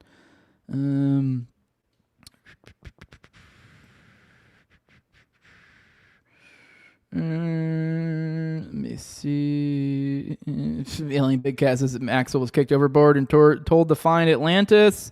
JC says, I'm sure it's probably commonly understood over there that billionaire pedo Jays run the West. Yeah, and I think they probably are aware that they run the over there as well, too, to be honest. I think they're just less, there's less of this like pretense that they don't, I think. Vax only, so just watch Bill's deposition, doesn't know anything. Yeah, he doesn't. We just have some clips to go through. So, good morning, Evil Bull Weevil. Sorry, spoiler, guys. There's not going to be anything in there.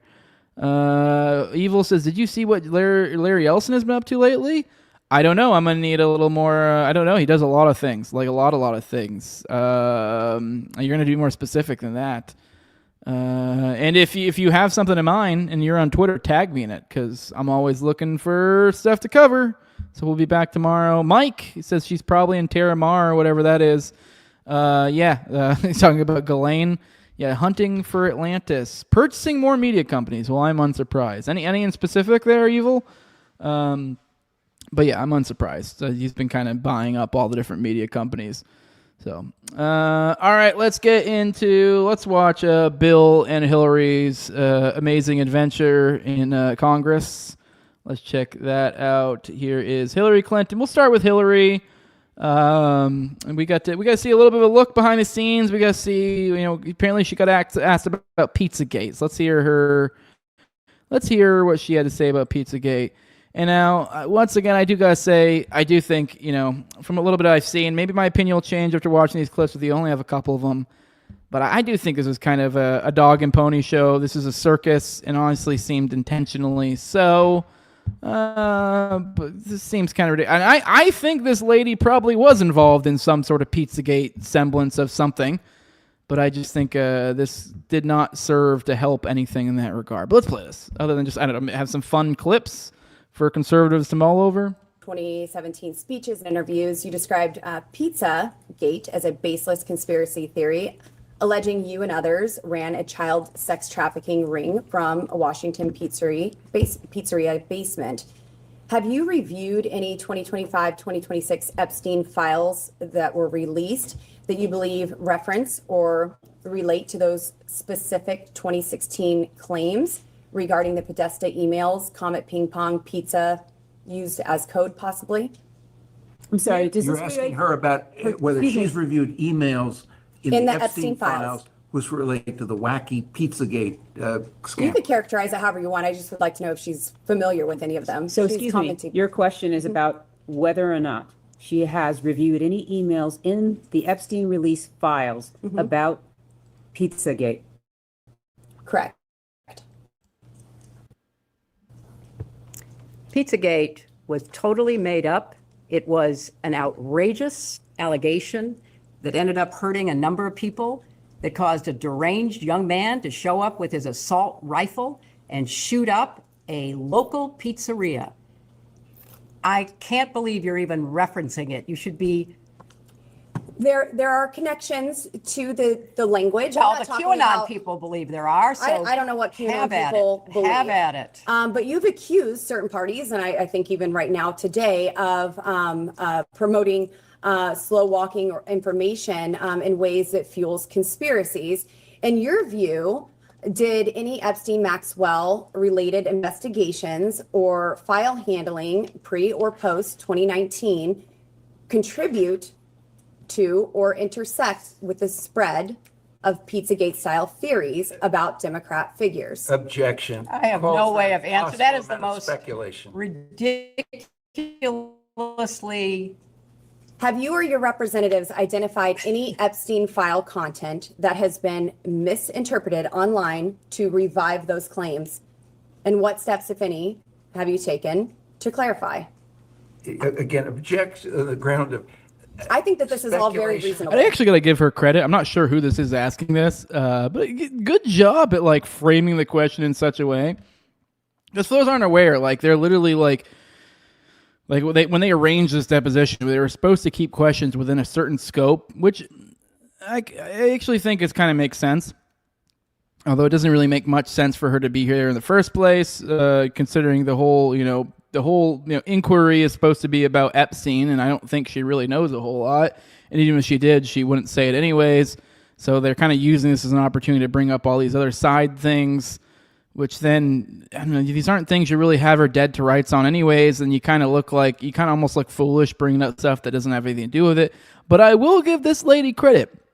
She did a fairly decent job at like finding a way to make Pizzagate relevant to this line of questioning or whatever. Now, obviously, we're basically almost done with this clip. She's probably just gonna, clutch her pearls and probably not say a damn thing of worth here. But I mean, I guess to some degree, props on making it somehow fall within the line. But I don't know. There's also a point to where this kind of does, bring back. I don't know, something about this. The way this is done feels like as if the whole idea of like, to make the conspiracy, to make it kooky, almost as if like, because nothing of substance is being done. It's said here, almost like, and nothing of substance will come out of it. If anything, it does it kind of just looks favorable for Hillary Clinton, to be honest. Let's keep going. Well, first of all, I don't follow the crazy conspiracy stories that are online.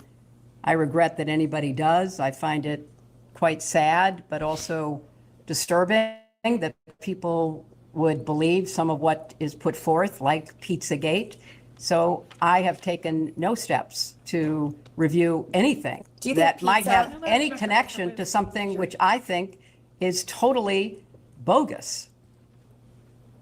All right, we didn't really get much out of it, except for now you get to have this talking point that Hillary gets to go, they were talking about Pizzagate, and she's kind of got a point, in which the way we even went about, like, why are you even really, I don't know, there's a very weak connection in the sense of, like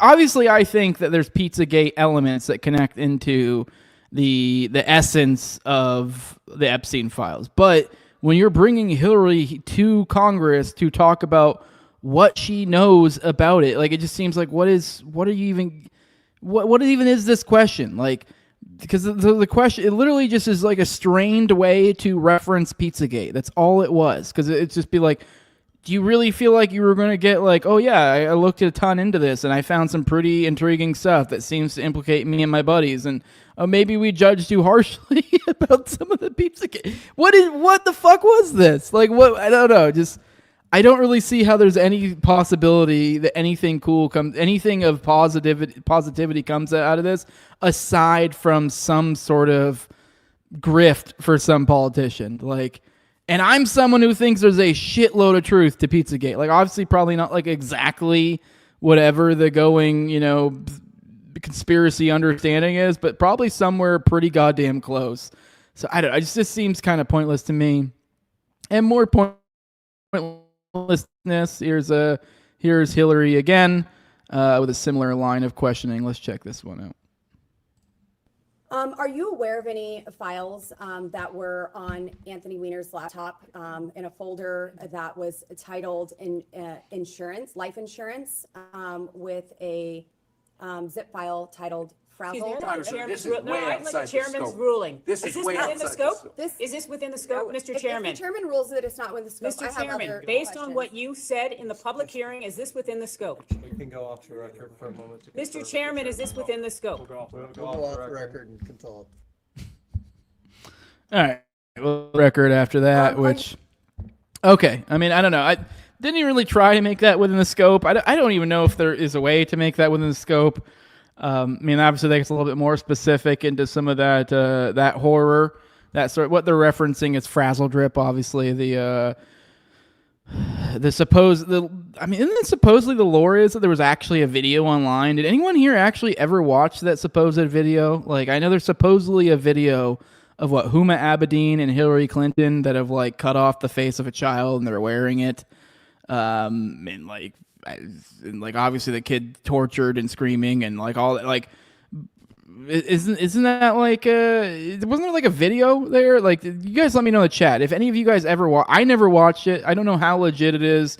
It kind of is one of those ones that like it could be complete bullshit, online conspiracy that run amok, or it could be 100% legit, and I wouldn't be the least bit surprised.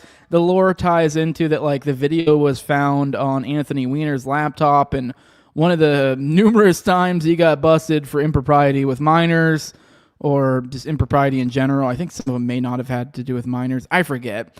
I mean, a guy with a name like Weiner had a tendency of sending his wiener to people that shouldn't be seeing his wiener.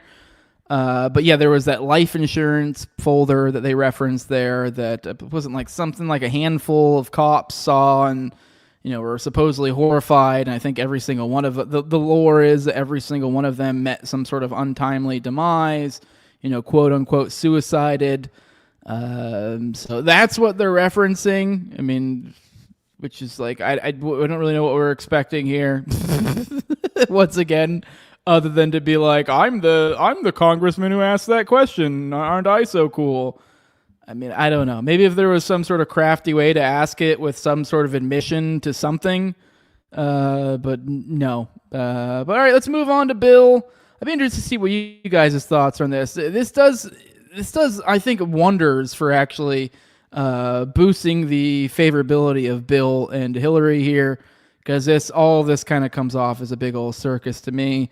Now, Bill, there's actually substantive reason for him to be here, though.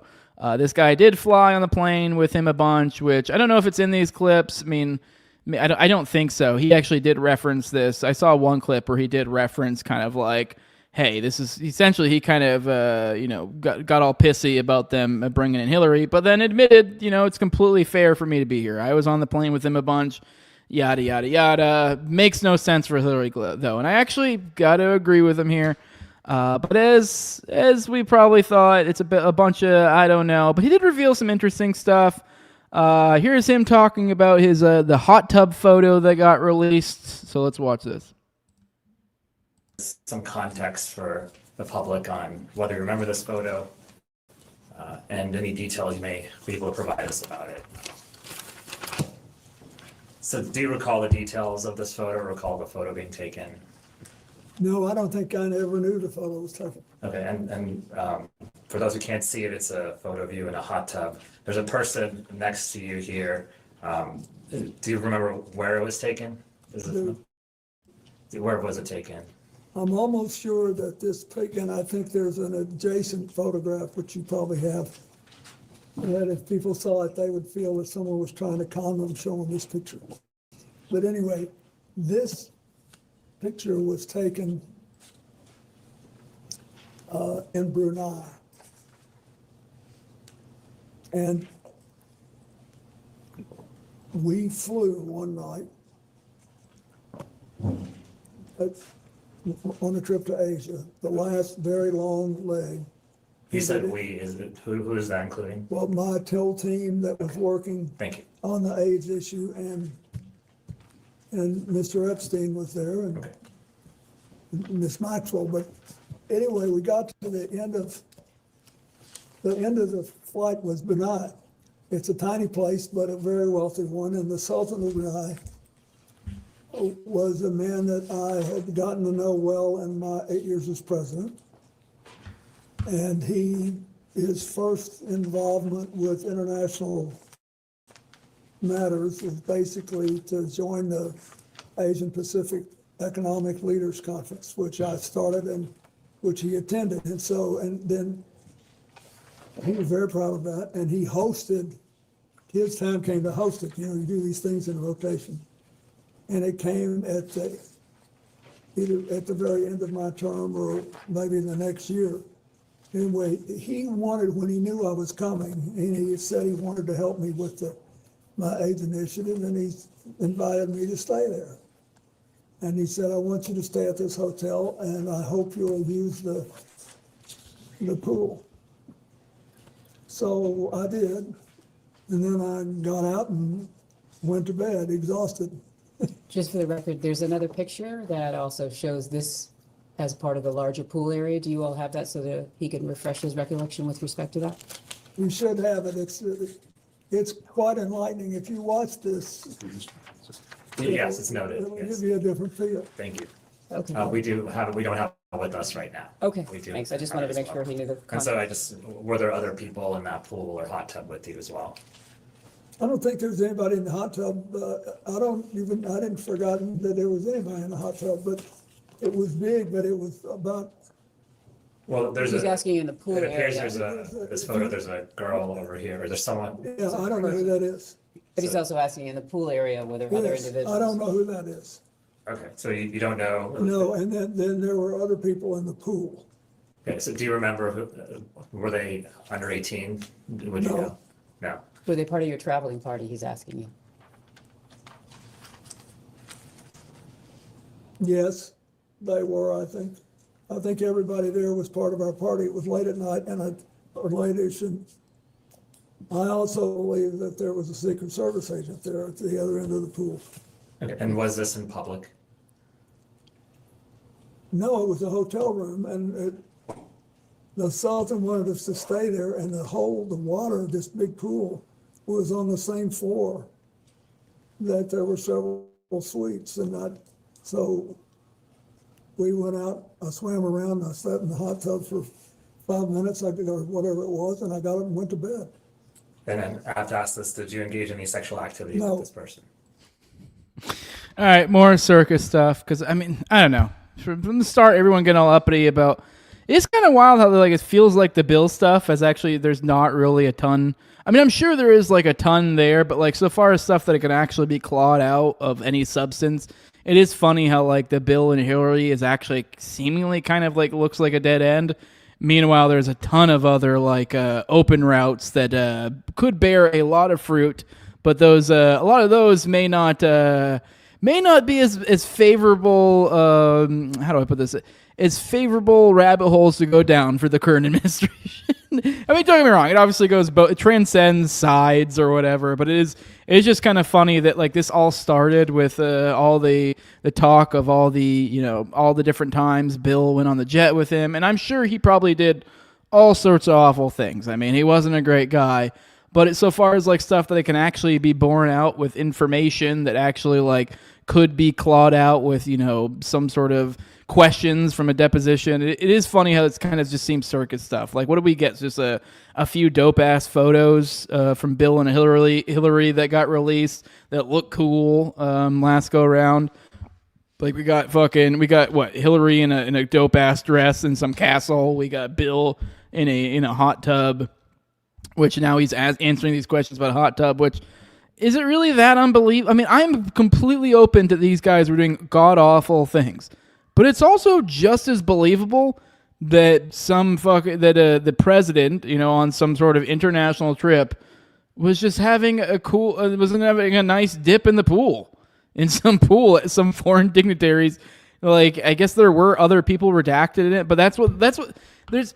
I don't know. I mean, don't get me wrong. I think awful things have occurred here, but they're redacting everybody. They're redacting everything. So the idea that there's a redacted person in a photo with someone else who's not redacted, for some reason, and I get why, it's the implication, there's this immediate assumption made by everybody that there was a redacted person, therefore it must be a victim. I mean, which is kind of somewhat a fair assumption, because by the wording of the act, that was basically supposed to be the case. But they've kind of they started defining victim as anybody that we don't know 100% sure isn't a perpetrator. I don't even know how they're defining victim. It's sort of confusing. I guess they're doing some sort of carve out for like political figures where they don't get that, but then sometimes they do. It really is just kind of willy-nilly. So the idea that he was in a pool one time, in a fancy-looking pool at a fancy place, and there happened to be someone else in the photo that they put a black box over their head, it kind of means nothing. So I kind of give a slam dunk for Bill here. Now here's him kind of talk about his time with Jeffrey. Sounds like perhaps with kind of looking back at it with a little bit of longing, which is kind of funny, a little bit inappropriate. I will say Bill was kind of goofy and giggles and kind of, I don't know, seemingly inappropriate from some of the clips I've seen, his tone, but whatever. I think it actually weirdly made him likable. But this is one of those situations where, I don't know, here you can see this by his face, like that kind of tone, like that's kind of the tone he's bringing to this. And now here he is kind of talking about his the good old days of Jeffrey Epstein. I don't know, just kind of a little tone deaf. Let's watch this. The Safe at Home Foundation. And it was designed to combat domestic violence, of which Joe Torre had been a victim as a child. And so I wanted to support it. And so then Donald Trump gave him the golf course in New York to have a tournament on, and I played in it a couple of times. And the day I was there, he would typically, Donald Trump would come out and play a few holes with us. And he somehow knew I had flown in Jeffrey Epstein's aircraft, and he said, we had some great times together over the years, but we fell out.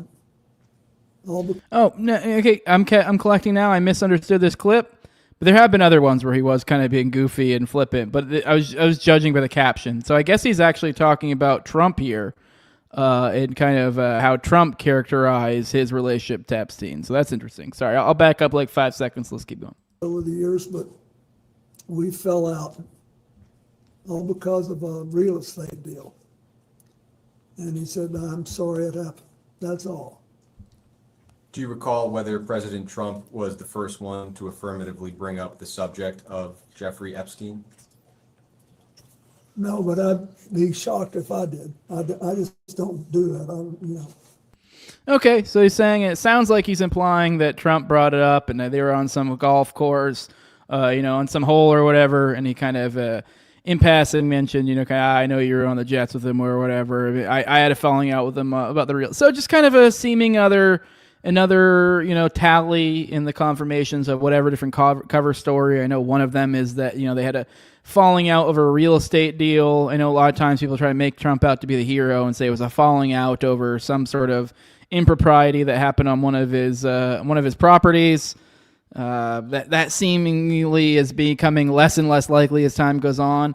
I do believe that it's probably a pretty good chance they had some sort of actual falling out. So a real estate deal would actually kind of track with the way that these people move. So I don't know. I mean, maybe they actually did. Then here's another little, I guess this would probably be, I'd say, from the little bit I've seen, probably one of the more interesting tidbits out there. Kind of interesting, the Rothschilds' name being referenced again in this arena. This seems to come up quite a few times. We saw Les Wexner mentioned them recently. That once again, which in the files too, this has also been confirmed that Epstein was working for the Rothschilds. I believe what was it, $25 million job that he was doing for them. We're not entirely sure what job, but a job nonetheless. And here's Bill Clinton saying that apparently, I guess he was closer to Ghislaine due to his connections with the Rothschilds. So let's watch this. During Ms. Maxwell's interview, she stated that President Clinton was her friend, not Epstein's friend. Is that accurate? I'd say that it was accurate to say that I felt closer to her than to him. And for the record, why was that?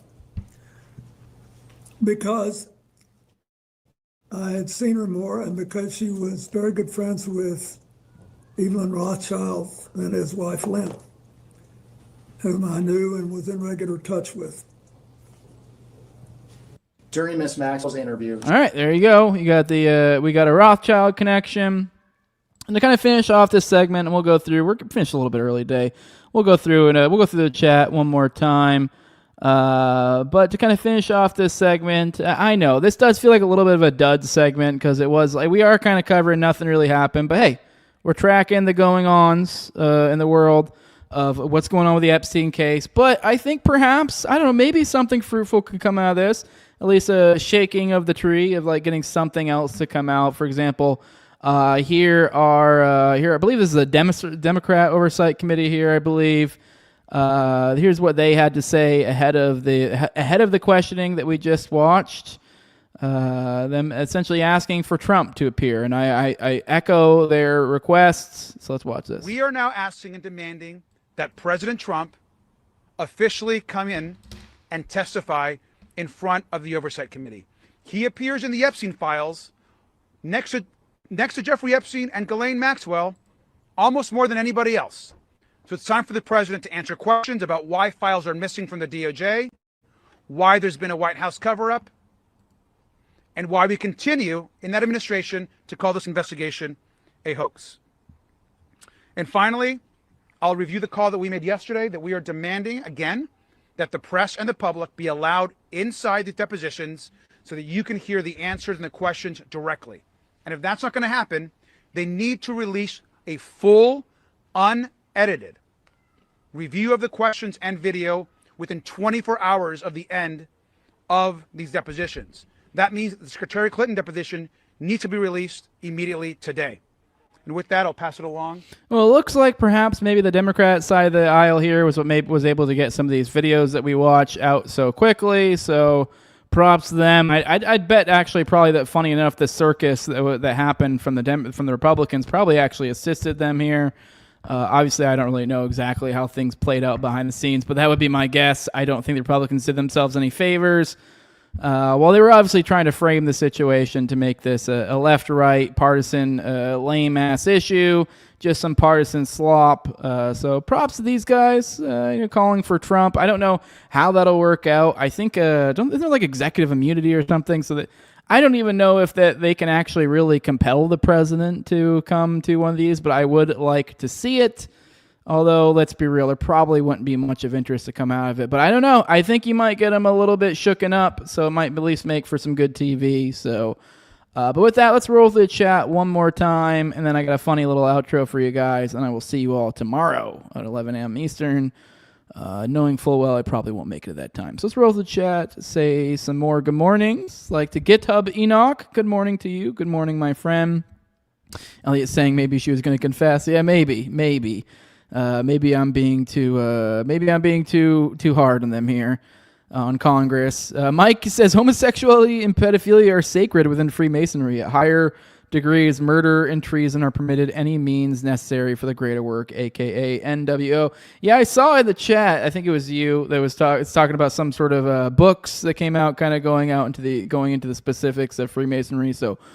Go check the live chat. They gave there's a few different recommendations from a few different people in here. That's why I love you guys. Here's JC. It says, didn't Frazzle Drip come from 4chan of all places? That sounds correct, didn't we find out 4chan was like basically infiltrated by the Epstein class?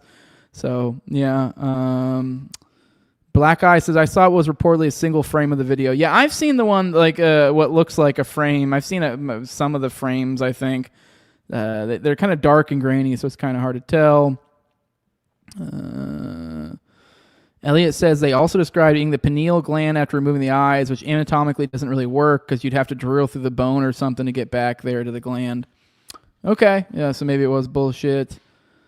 Yeah, so Black Eye said the frame looked like Huma or low res, very red lighting. Yeah, it wasn't great, that's for sure.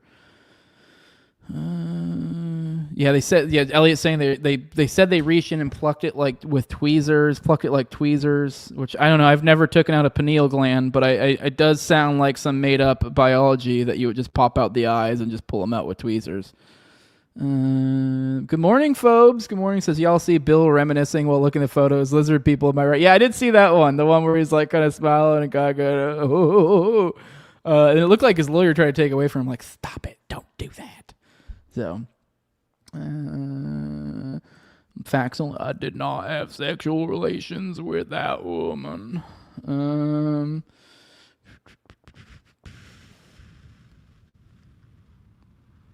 Let me see. Scrolling through. All right.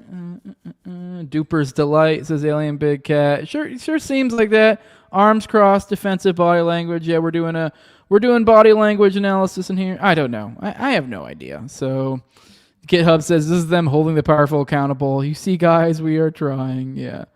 Let me see what else we got. Eugene the Plug, good morning to you. Says I'm tired, boss. Yeah, I know, right? Aggressively Gring says it shows the big old group and that we're not part of it.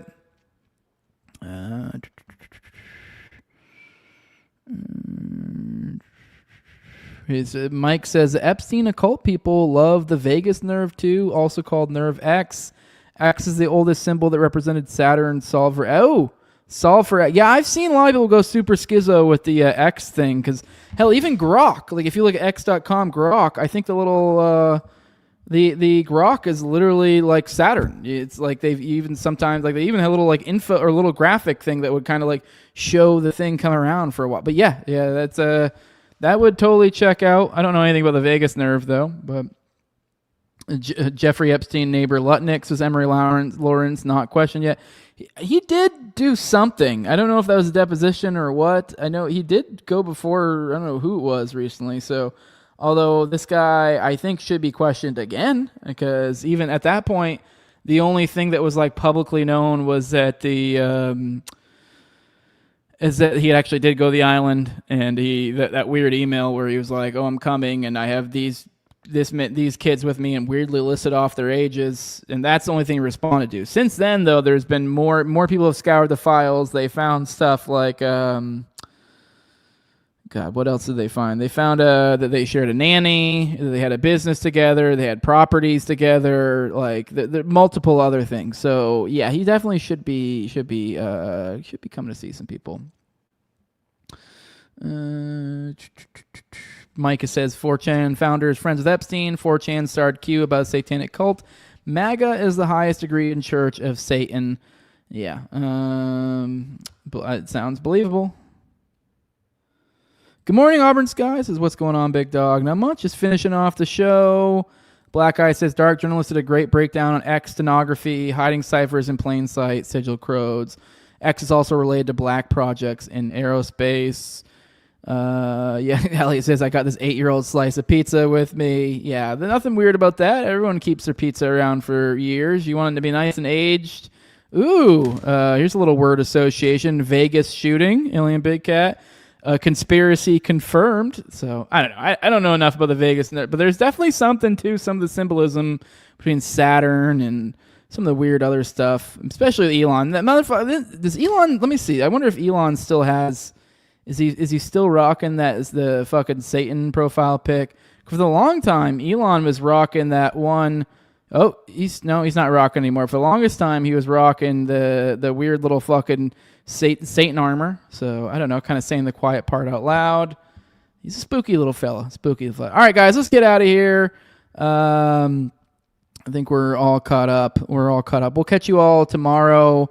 Around 11 a.m. Eastern. That's the goal. We don't always make it, but make sure to hit that bell for notifications. That way you can catch it when I do make it. And if you want to support this show, you can hit a like. You can like, share, subscribe, comment, leave a 5-star review on iTunes or Spotify. You can follow the show on YouTube, Rumble, all the major audio podcatchers, and Twitter as well. That's at Tower Gang Jose. If you want to support the show the best way you can do that with money over there at patreon.com/NoWayJose2020. See right there, QR code right there. You can use that. And the low level of $2, you get access to early episodes. You get access to an ad-free RSS feed. You get access to Telegram. You get access to pre-show, post-show, and video calls on me and Austin's weekly live call-in show, which is tonight at 9:30 p.m. Eastern. And I give a big shout out to my sponsors. The highest level of my Patreon is a big thank you for their support at the end of every episode. My previous coach and Tower Gang, at Leonard Toad, also at Brigade D's, at ZOVRCK, at _ Vinceal, Tim Tell, John and Clebo, big fan of Shit Torn May, at Wayne Tackless, One Haircut for Kids, No Free Lunch, Jack, Mark Vestibule, and Jacob Wintergrad of the Biblical Anarchy Podcast. And with that, guys, we're going to get out of here. Enjoy this outro. This is just sort of band that I would be in right here. I think you guys would get a kick out of this. This made me giggle quite a bit, and it kind of bops. So this is from Bricktop _NAFO. Says, dude, I'm in a band. Female says, what type of band? Dude, you wouldn't understand. And you know what? I understand. I understand, dude. And I think all the dudes here also understand. So enjoy this beautiful, beautiful musical occasion.